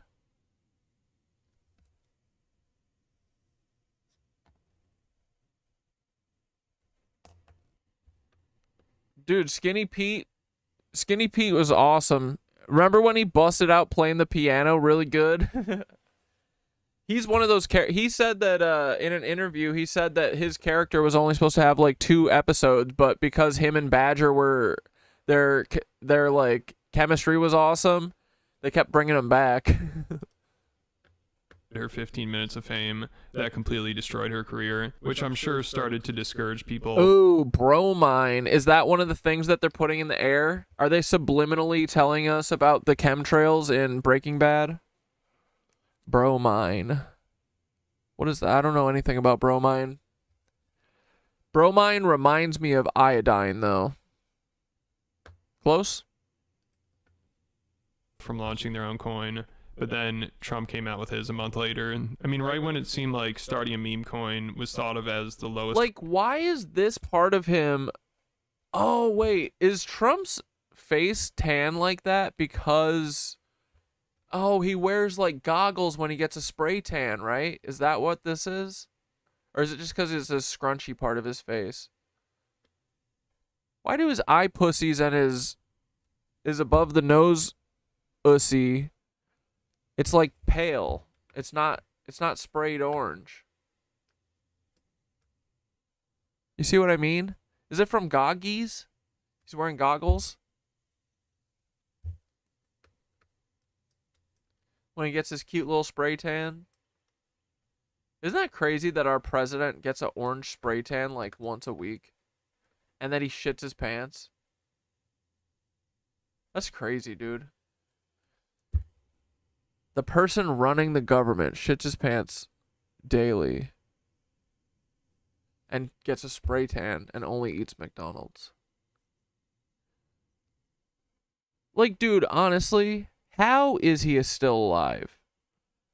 Like, dude, Sasha Riley could have ended him, and of course he didn't. Nothing ever happens to people like this. He got a wooden tent stake shoved straight up his ass, and this bro still is like 90 years old getting spray tans like he's in Baywatch. You think he spray tans his genitals? No, dude, I guarantee you this. He wears like a mankini and then he has his goggles on and he walks around with his big fucking belly over his mankini, which covers up his balls. Like his belly's so big it goes below the balls, dude. And his balls are saggy. He's old as fuck. He's got like a curtain. He's got like a dick curtain. It's a privacy thing. He's got a little privacy screen in front of his dick, made out of his bell. But yeah, he definitely spray tans it, but he spray tans everything except for where the mankini is. There's no way he gets naked. He's like wearing a Speedo, you know? Like whatever someone would do in the 80s in Miami, that's what Trump would do. If you ever have a question about Trump, think, what would a guy in the 80s in Miami do? Lowest form of grifting. Trump launches one. I mean, it's low even for Hawk Tuah, a girl who's just trying to cash in on some stupid viral video. So you'd think to start a coin after that disaster, you got to be completely shameless. But unfortunately, I guess we learned the president of the United States is more shameless than a girl who's known for talking about spitting on a dick. It's insane. It's like gonna be the historic grift. I honestly can't believe it. I'm like waiting for someone. Is somebody gonna stop this? Like, is this allowed? I saw a tweet that I was just like, yes. Somebody goes, crime is legal.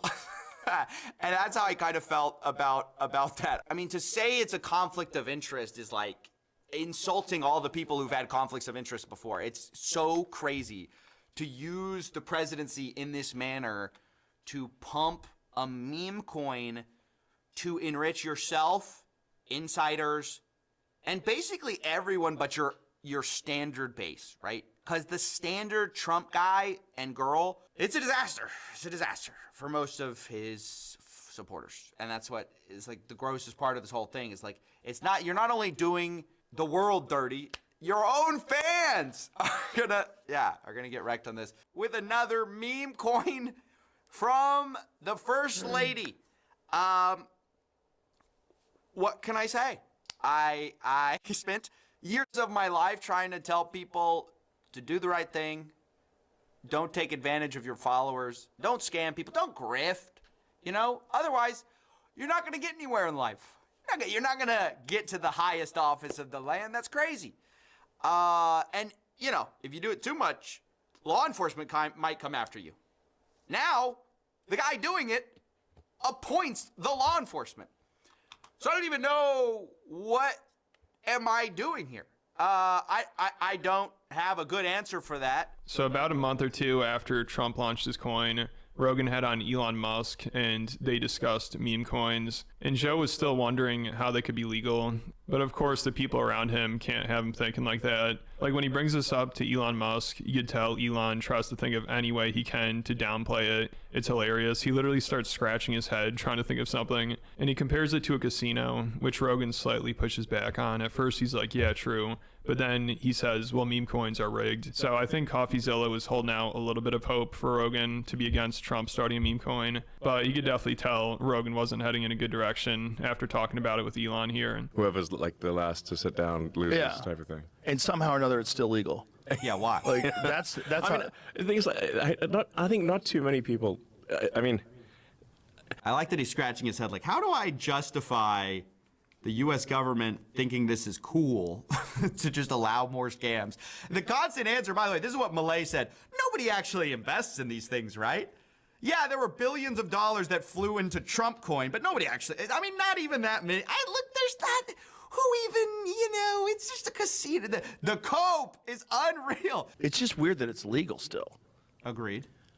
I mean, casinos are legal. Yeah, and it is people like a just casino. lose money at casinos. Yeah, you know? But you can't rig a casino like a pump and dump. Right.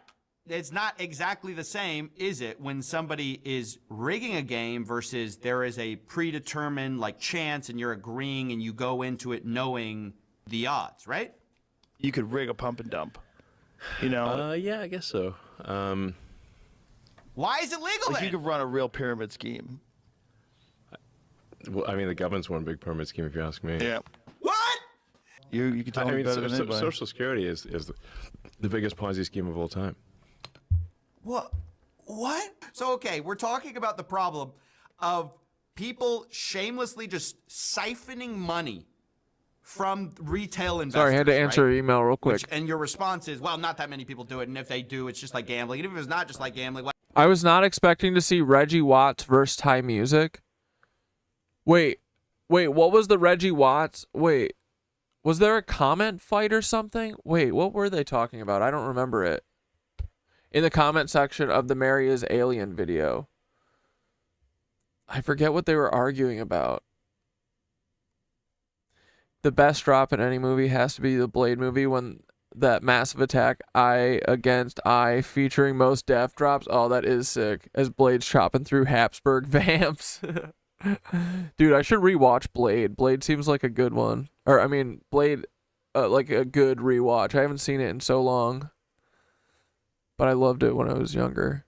It was one of the few movies that I owned. I wonder if I still have it. I don't have a DVD player, though. My PlayStation has it, but I have to watch it on my computer monitor. Well, yeah, it is what it is. Shouldn't have bet the farm.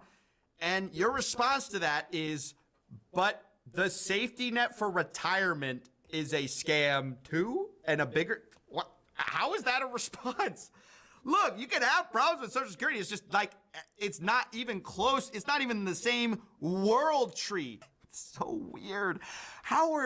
This is like one of the most important guys in determining like the path forward, right? This is a thought leader here. And our thought leader is saying, oh, meme coins are fine because Social Security is a bigger scam. So, of course, they got Rogan in line, and he started defending Trump's coin. It's wild seeing him go from being a big CoffeeZilla fan and having him on the podcast to then pretending like he doesn't see anything wrong with the president starting a meme coin. And he seriously started acting like he doesn't understand how Trump's taking advantage of people with it. And he even said he supports it. So CoffeeZilla must have been dying inside watching Rogan just play. Bro, we got to start a meme coin. Come on, guys. What are we doing here? Bro, honestly, we aren't thinking about ourselves. We need to start moving like Operation Olive Scam.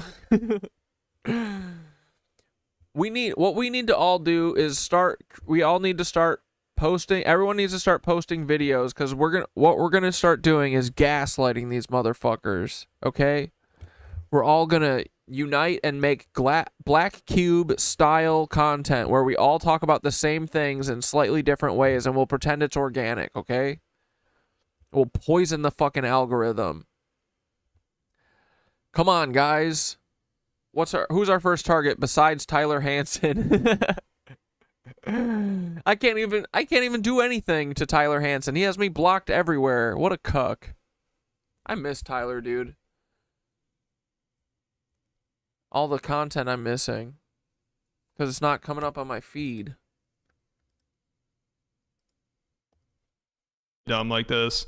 It's also insane because Rogan's always talking about insider trading and how it should be illegal. He calls it stealing. Like, how many times has he ranted about Nancy Pelosi? As he should. You know, people should speak out about that. But if you're talking about insider trading, Trump blows her out of the water. He made $2.2 billion just last year from basically insider trading crypto and stocks. But when Trump does this stuff, Rogan ignores it, or he just plays dumb and acts like he doesn't really understand what's going on, even though we know he understands how these crypto scams work. But this is his move now. Whenever it comes to Trump, he just acts all confused or acts like it's all just fun and games. I mean, he says he supports Trump's coin and compares it to 3-card Monty, which is an illegal scam.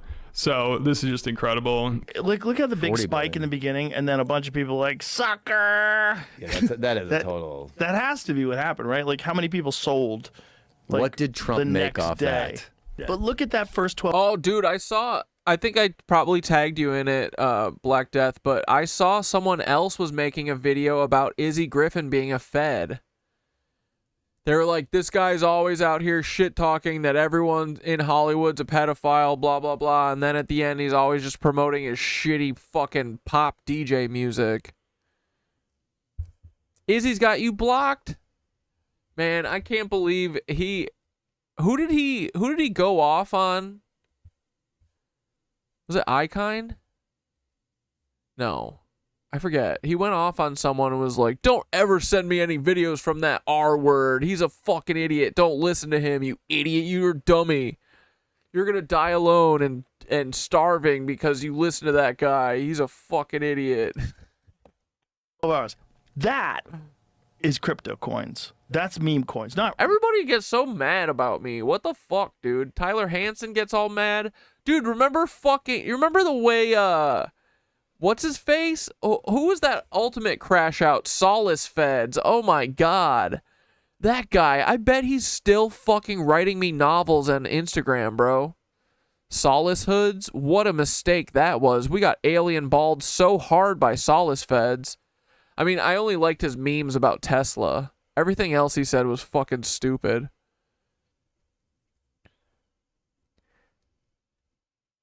And then also he was one of the guys because he was around the time of the intervention and he was like, I think you should really hear your friends out. You are losing it. You're delusional, man.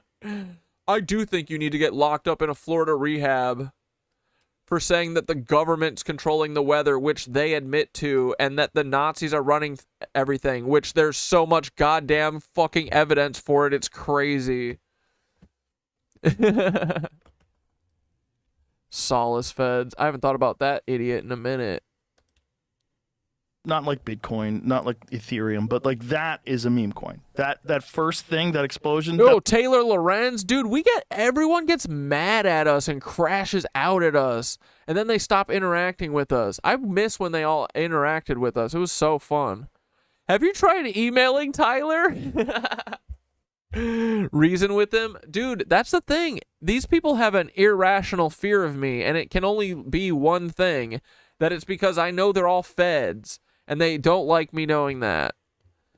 But everyone gets so mad at me. Oh, so what? I said that your sister is fucking Chaya Rachik, libs of TikTok, and that your grandpa made Zyklon B for the Nazis. And you get all mad about it? Grow up, Taylor Lorenz. Don't get mad at me. Get mad at your genealogy. Honestly, get mad at Ancestry.com. Yo, you haven't seen new Tyler videos? What if he's taking a break, dude? What if he's overwhelmed? Oh, dude, you know who's having a real crash out? Coach Tommy. What's going on with Tommy Clayton or whatever? He dropped the hard F slur the other day. He was like, he's like mad at some guy he thinks is a Fed. But you can't let these feds get you all riled up into saying fucking homophobic slurs. What the fuck?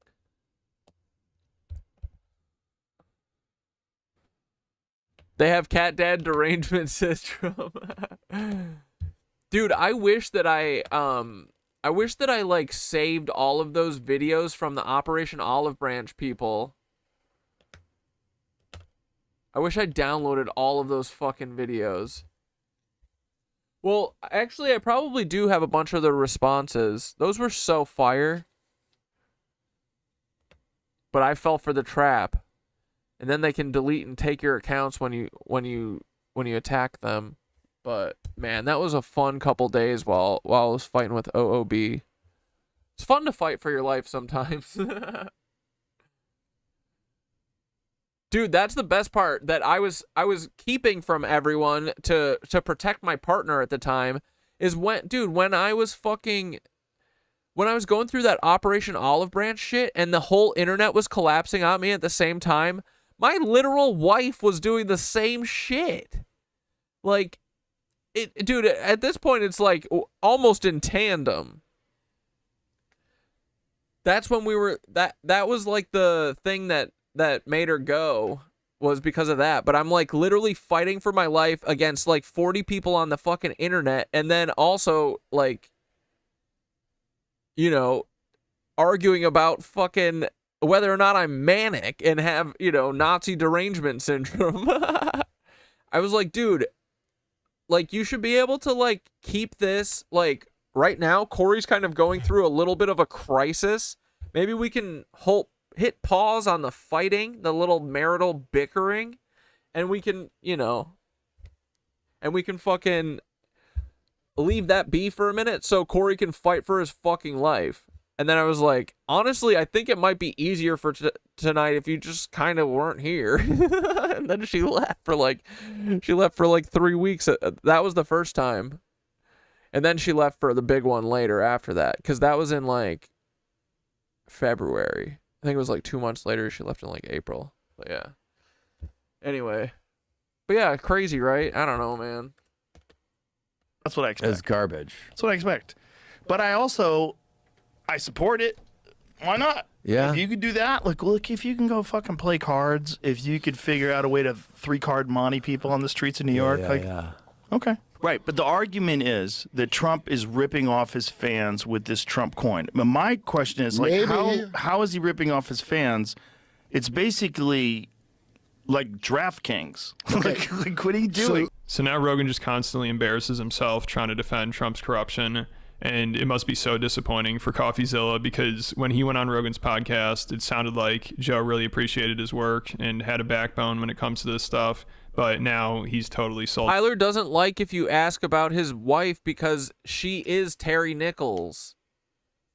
He gets mad when he finds out that he's married to the Oklahoma City Bomber's accomplice, which is hilarious because Tyler is the Oklahoma City Bomber.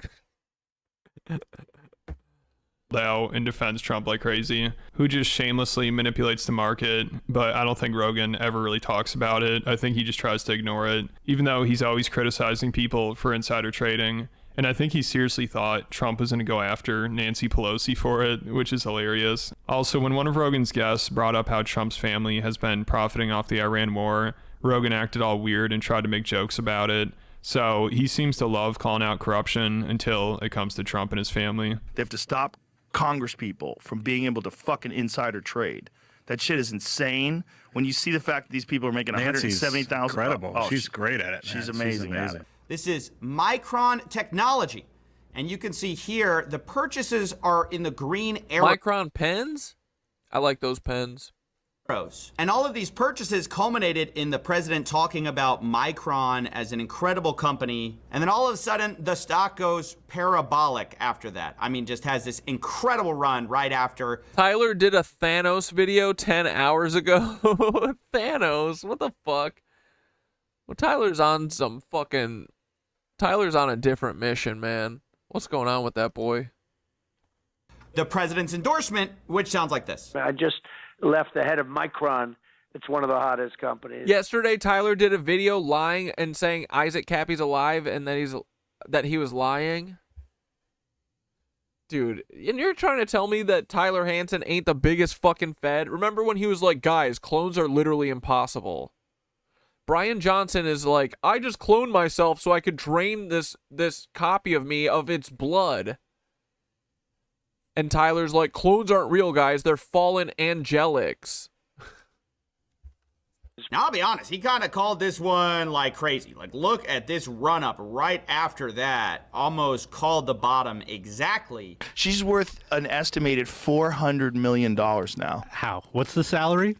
70,000 a year? 170 grand a year, something Yeah. like that. 200 Yeah. grand a year, maybe. Watching the panic in her face, realizing that Trump is now president, and they're talking about literally going after her for insider trading. Because on May 8th, the president said, hey, go out and buy a Dell.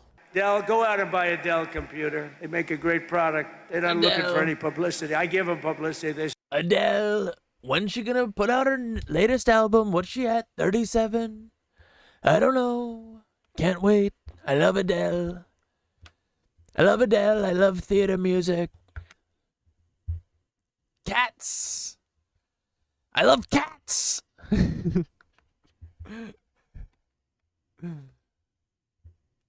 say, well, thank you very much. But And the people who Mr. were purchasing on behalf of Trump Mistopheles.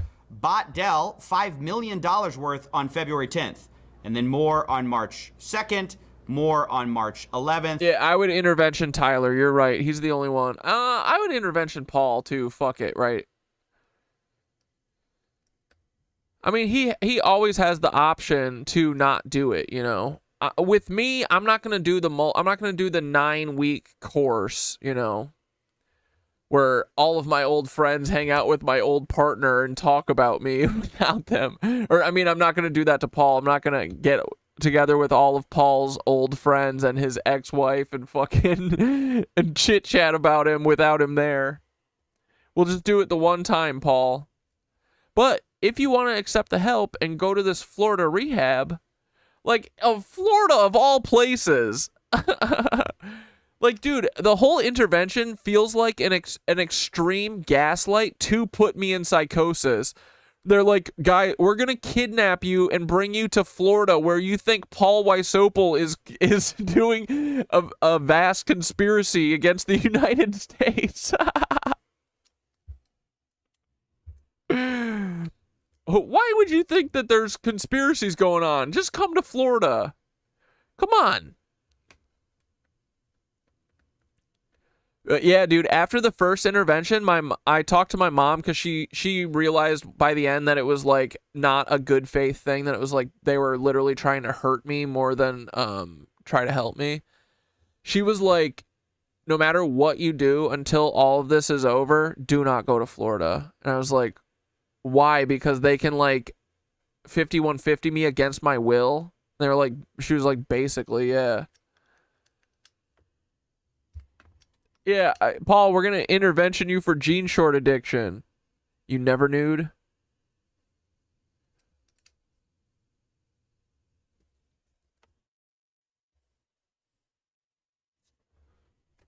Paul did get cucked in Florida.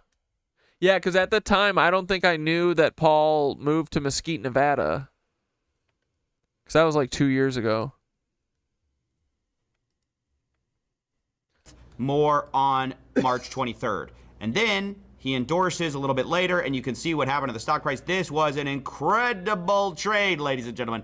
Double your money in a few months. I mean, you kind of don't see big opportunities like that unless you're, I guess, the president. And they get to vote on whether or not they can still do this insider trading thing, right? Which is bananas. Like, who thinks we should still steal? Oh, can we have an anonymous vote? What about the military drones? Those contracts, when this war started, that's, you can look into who made money on that one. Who made money on that one? Don Jr., what? What, Jamie? What did you find? Wait a minute. What did you? Are you? I'm just This Googling has things got to over be here. a mistake. Where did- Googling things. Eric and Don Jr. invest in military drone company amid Iran war. Is it Jamie? Where'd you find this? That I didn't report seems like propaganda from Iran or something.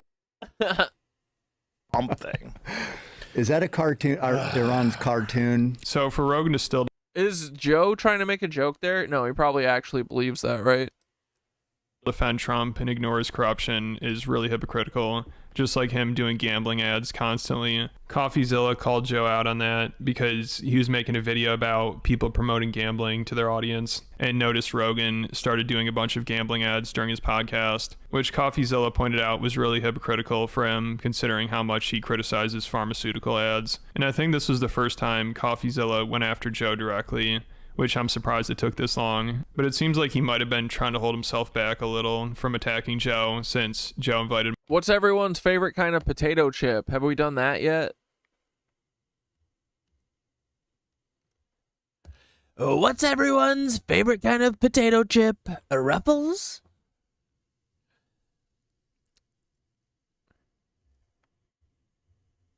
Cheddar, sour cream and cheddar. I love any salt and vinegar. I love barbecue. I love purple Doritos. I love Cool Ranch Doritos. Chips.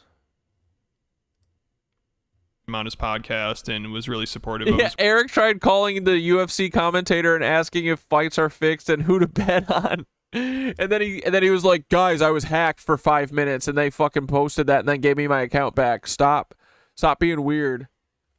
All dressed Ruffles. Wait, bro, did I tell you guys about ketchup chips? I think I did. The guy and his wife that were staying above me at the like Airbnb I was at in Saratoga Springs. Excuse me, sorry. He had like a whole case of these motherfuckers. He gave me 4 bags. I wish I took more. He had like 40 fucking, no, he had like 100, dude. There was so many chips in this bag, or in this box. He's like, here, take 2. And I was like, oh, that's too many. He's like, no, actually, here, take 4. I was like, no, that's too much. You can't give me that much. And he's like, okay, you sure you don't want more? I should have been like, give me the whole fucking thing because, dude, those ketchup chips ruled. Where the fuck can I get those? Ooh, spicy dill pickle. Yeah, bro. Dill pickle chips. I fuck with that hard.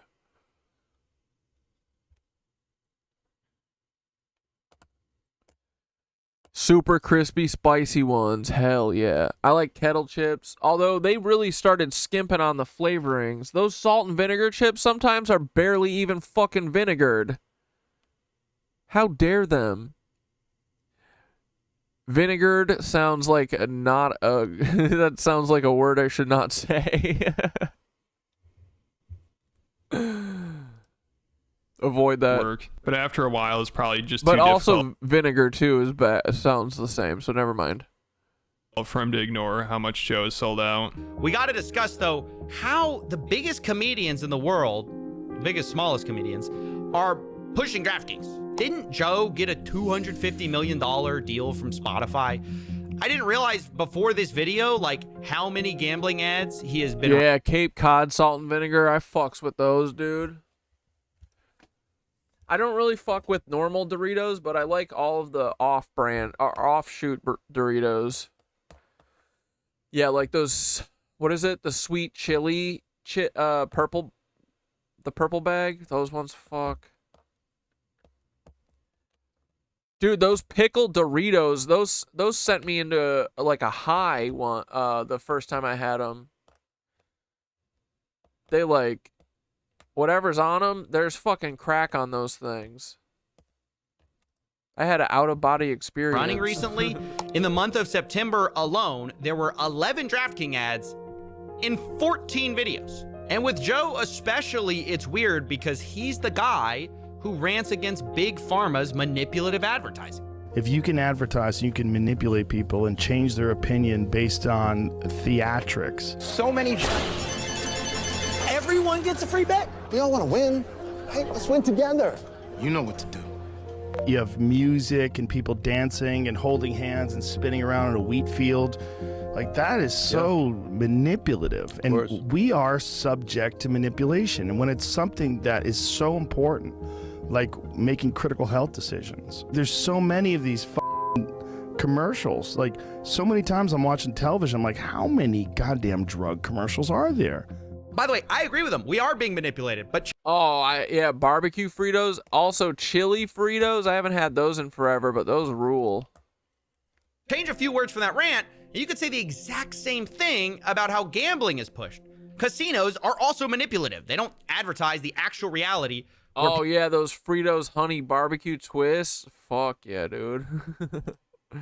People lose. Instead, they say things like winning, cashing in, opportunity. And Joe Rogan's a part of that. Every game is another chance to cash in. Don't just watch the action, win with it. Every snap is loaded. Dude, it is crazy to me that all of these fucking millionaires are willing to fucking do this shit. Like, no one has morals. I don't know, man. Doing gambling ads? Come on, bro. No one is like, oh, maybe gambling from your phone might be a bad idea. With opportunity.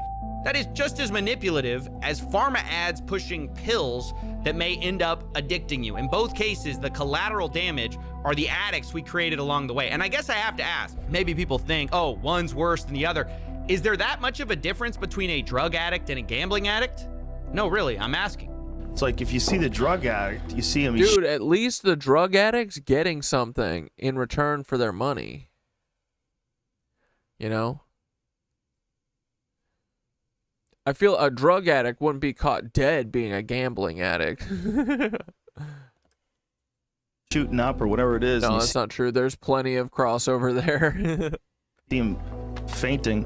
You go, oh, that poor bastard. But when you see a guy who's fully in the grips of gambling, trying to figure out how to get his money back, and he's all jazzed up with adrenaline, he doesn't understand why. Gambling addicts to me are way scarier than drug addicts, for sure. 1,000,000% though. Like cocaine, it's just like drug abuse, it's just like the opiate problem, it's just like anything else. It could you and I both know people who have lost their lives gambling. Okay, you've seen people in pool halls. You see how they get, Joe Rogan. There's no difference in the drug addict and the gambling addict. Not at all. No difference. So there isn't Michael Jordan like the biggest gambling addict? He'll bet on fucking anything.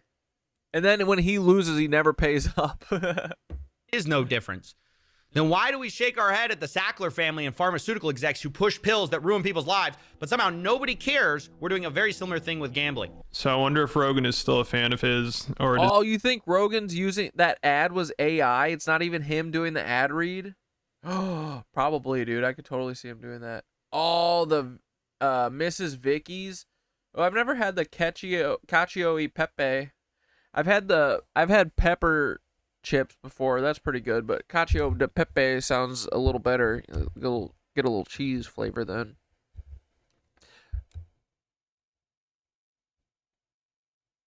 Yeah, right. There's cheese in cacio de pepe, right? Cacio e pepe.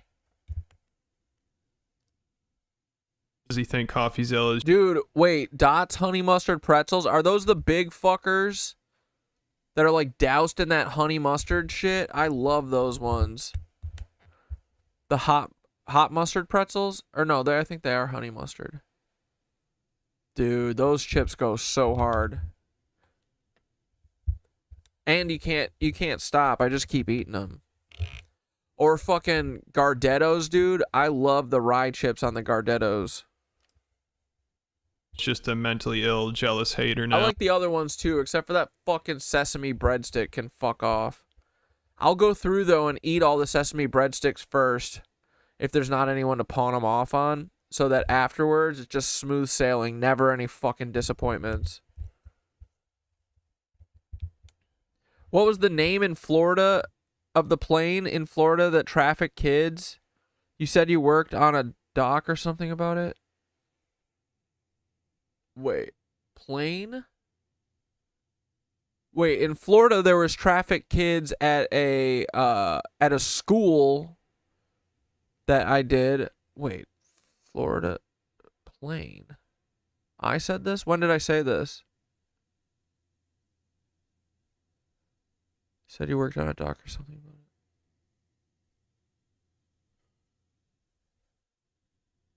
The Lolita Express? You're talking about Jeffrey Epstein plane? That one is JE.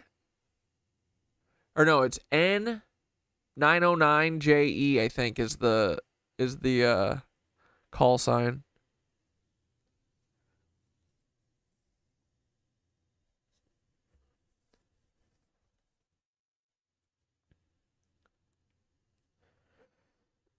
Oh, what was the name of the place in Florida that trafficked kids? Oh, yeah, you are talking about that school. It was called the Boy... Fuck, what...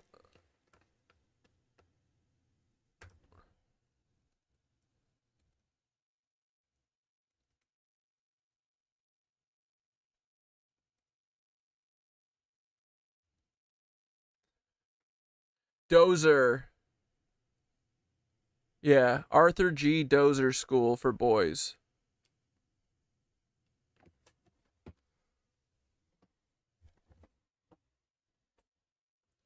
Yeah, and I think it was tied into with... It was like... Yeah, it was like kind of like wilderness camp shit. It was like they send the bad kids there and then they'd abuse them. And I think it was run by churches or something. Juvenile Reform Institution, where they just raped and killed a bunch of boys. Rapes, torture, murder.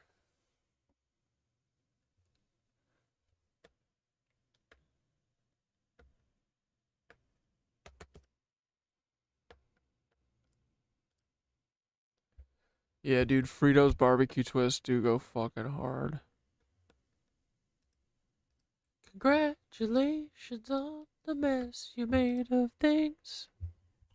CoffeeZilla also recently referred to Joe's podcast as the Jeffrey Epstein experience after Joe had on JD Vance and let him try to do PR for how they mishandled the Epstein files. That's how JD described it. And you could trust him because he claims he's gone down every rabbit hole. He was trying to convince people he's an expert on Epstein conspiracy theories.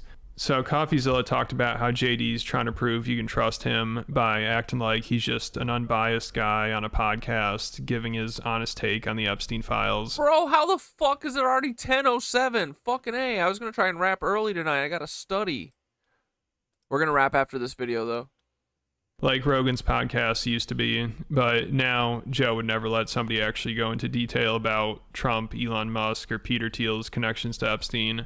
So I don't think he'd ever have on someone who has actually done a lot of research on them and doesn't have a narrative to push, like CoffeeZilla. I don't think Joe's handlers would approve of that. Welcome to the Epstein Experience featuring JD Vance. The vice president has gone on the world's largest podcast to slip us some propaganda. They're hoping you won't notice. Gotta be careful of the podcast these days. The times have changed. It's no longer bros talking. All these powerful people who used to go try to spin stuff on cable TV have now realized this is the new place to sell your propaganda. And this is my problem with these types of interviews. Look, I don't think there's anything wrong with interviewing the vice president, but you have to take into account that he's not just a bro. He's not just your buddy, right? This is a guy who tells you he's not here to commentate. He's not here to give his real opinion. He's here to propagandize for what the president's agenda is.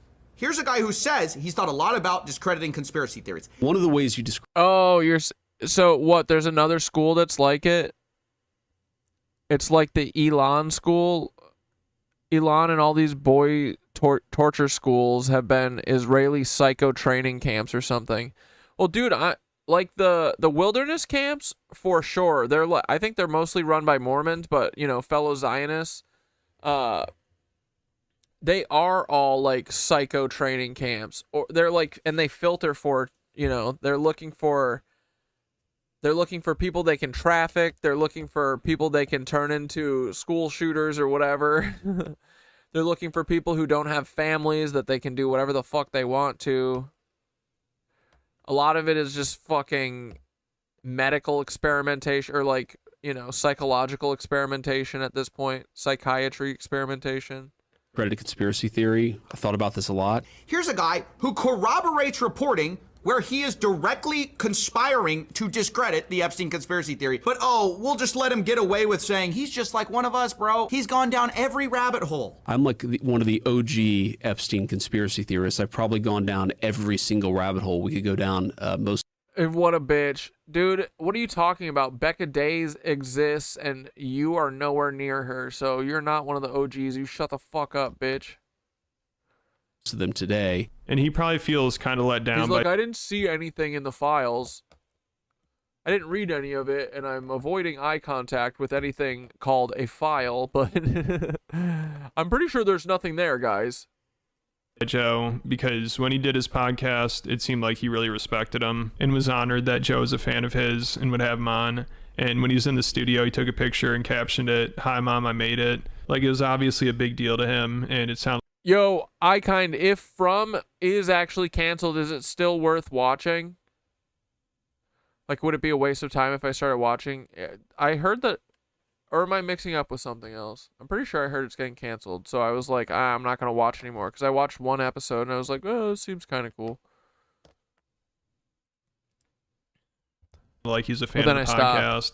But now, with how much Joe has changed, he probably thinks Joe's sold out. And there's this part from the podcast. Yeah, Chex Mix honestly fucks super hard too. Yeah, the bold flavors. They got some good flavoring. And then all the little Chex, they collect the flavoring. I love that shit. And then you get one that's like fucking doused in it, and you save that one for last. Oh, and it's just a salt bomb. It's not canceled? Okay, sweet. Should I watch it then? When I'm done catching up on Silo and House of Dragoons. Your friend Chris does the orchestral music for the show? That's cool. That's awesome. Dude, score composers, that shit's the best. Music is everything. What a dream. They're filming season 5 now. Oh, cool. So it's got a couple seasons too. It's got a little heft to it. That's the other thing too. Most of the time I'm like, I don't want to watch this. It only has 2 seasons, because I want to show that like I can watch, and then I don't have to think about the next show to watch for like a good while, you know? I'm hoping for something with like 6 seasons, 5 seasons. Or if it's continuing, at least 4, you know? Give me something to work with here. But these like 2 season, 6 episode joints can get fucked, bro. I'm sick of everything being 6 or 8 episodes. Give me fucking 16 episodes, you chuds.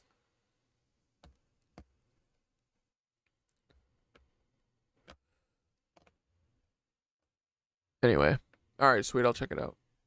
Where they're talking about people selling out. And it sounds like Joe could be talking about himself now, because he says once you get a lot of advertisers or investors involved in your show, they influence who you have on, what you talk about, and what you promote. So then you're not independent anymore, but you don't have to worry about money as much. And Joe was talking about how tempting that is. You're back in the same trap that you were trying to avoid, if you were trying to avoid that trap in the first place. But a lot of people were not trying to avoid that trap. They just started a thing.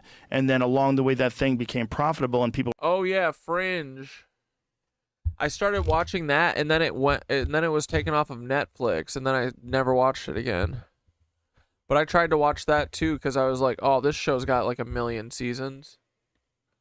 That was years ago though. But now I have Streamio, so I can watch anything.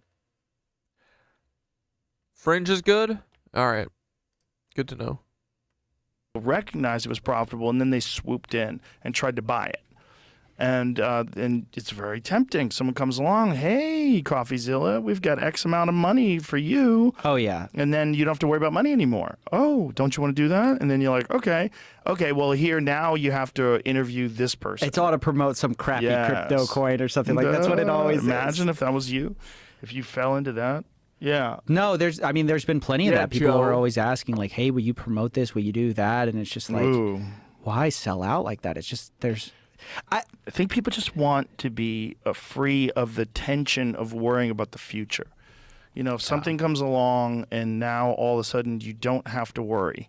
Like, they're going to throw X amount of dollars at you, and now you're owned by this corporation, so you don't have to think about who your guests are. There's always catches, though. Oh, for sure.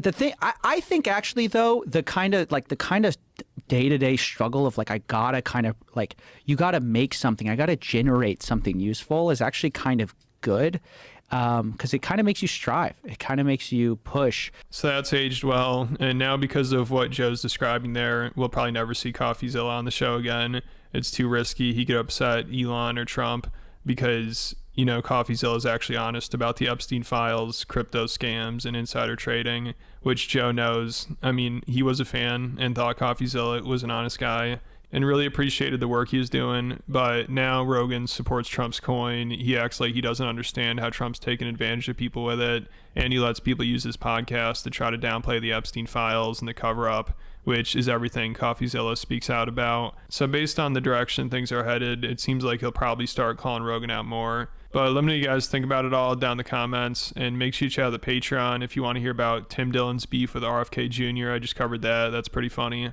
Also, him and Dave Smith crashed out on JD Vance over his Joe Rogan appearance.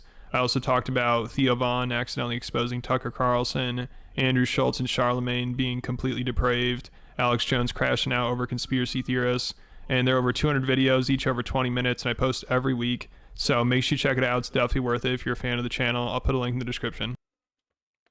Woo! All right, boys. Yeah, but no surprise. Joe Rogan, big cuck. We knew it. Beautiful. Alrighty, boys. We'll be back tomorrow. Mañana, 6 p.m.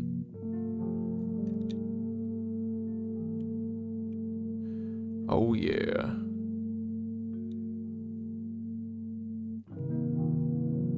Here we go.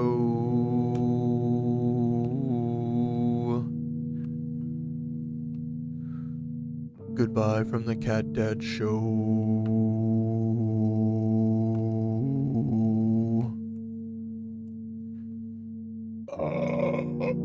Excuse me. Sorry.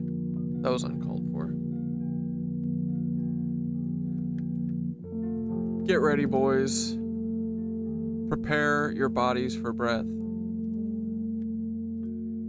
Breathe in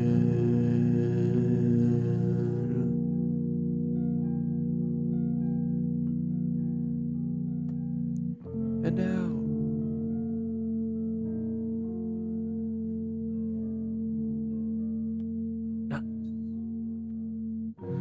Nice. Take a slow breath in.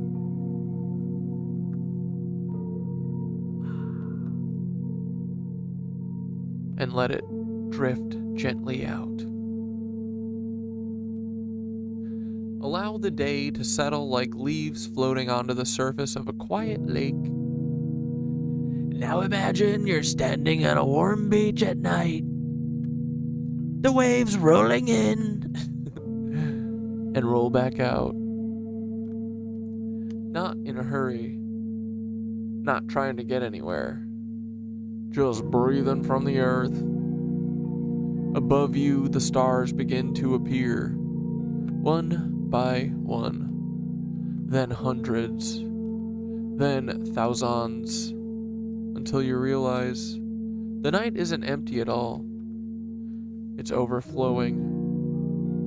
Every point of light is another reminder that the universe loves creating. Galaxies, that's true. Mountains, cats, mushrooms, people, all different expressions of the same endless imagination. Now imagine every joyful moment you've ever had, every laugh, every hug, every song, every hike, becoming tiny lanterns that rise into the sky. They don't disappear. They become part of your own constellation. Whenever you need them, they're still there, quietly shining. So take one final deep breath in and hold it just for a moment and let it float into the infinite. Good night, knit witches. Knit the light, weave the rainbow, become mushroom, return to monkey, pet your cat/dog. And wherever tomorrow leads, may you remember that you're not traveling through the universe. You're one beautiful way the universe gets to travel through itself. Let's fucking go, dude. Thanks, Thoth. Nice. Nice one, buddy. You're a good man, Thoth. You try to be. You little cuck. I'm grateful for y'all. So have a good night. We'll do a little bit of Step Brothers. Bitch. Yeah, we're coming for you. Good night, dudes. Have a good night. We'll see you tomorrow. Scooby-Dooby-Doo. It's the show. Thanks for coming to the Kitty Cat Show. Dude, none of the fucking cats came tonight. What the fuck? Squeaks? No one. Winky, Mooshka, fucking all of them. Dude, they can go kick rocks. I see myself in the silhouette of the sunset. Still no rest for the undead. Steal your breath like a trumpet. Watch your step brother, impressed by collapsed bunk beds. Bitch. Cut's never gonna heal. If I keep investigating the cause, it'll just increase the infection rate. Left to wait in the press play, then press pause, bitch. Bitch. And one ear and out the other. Either way, it's a headshot, bitch. When it gets dark, bitch. Never better off, just dead and gone. Don't give a fuck what they tell the Come here, Paul. I'm gonna get you, Paul. Bang, bang, bang. I'm gonna get you with my finger guns. Pat. I still do think that giving Paul a death threat is a great way to find out if Paul's real or not. Like, right? Shouldn't I just start doing a death... Like, if you did a death threat to, like, Winnie the Pooh, it'd be okay, right? I can threaten to kill Winnie the Pooh. If Paul doesn't exist... I'm Recursive Cat Dad Model version number 420-69. If Paul doesn't exist, then, like, I should be able to say anything and do any threat to him, right? Hit doors of truth till it's time to fuck the shop. Yeah. So much room for activities. Hurl obscenities. Bitch. Bitch. She's a bitch too. We just want our memory. Bitch. The great fire of every city. Sorry guys, I'm too turnt tonight. We gotta calm it down. Getting too rowdy. Really, we just want what they took. Our guns. Yeah.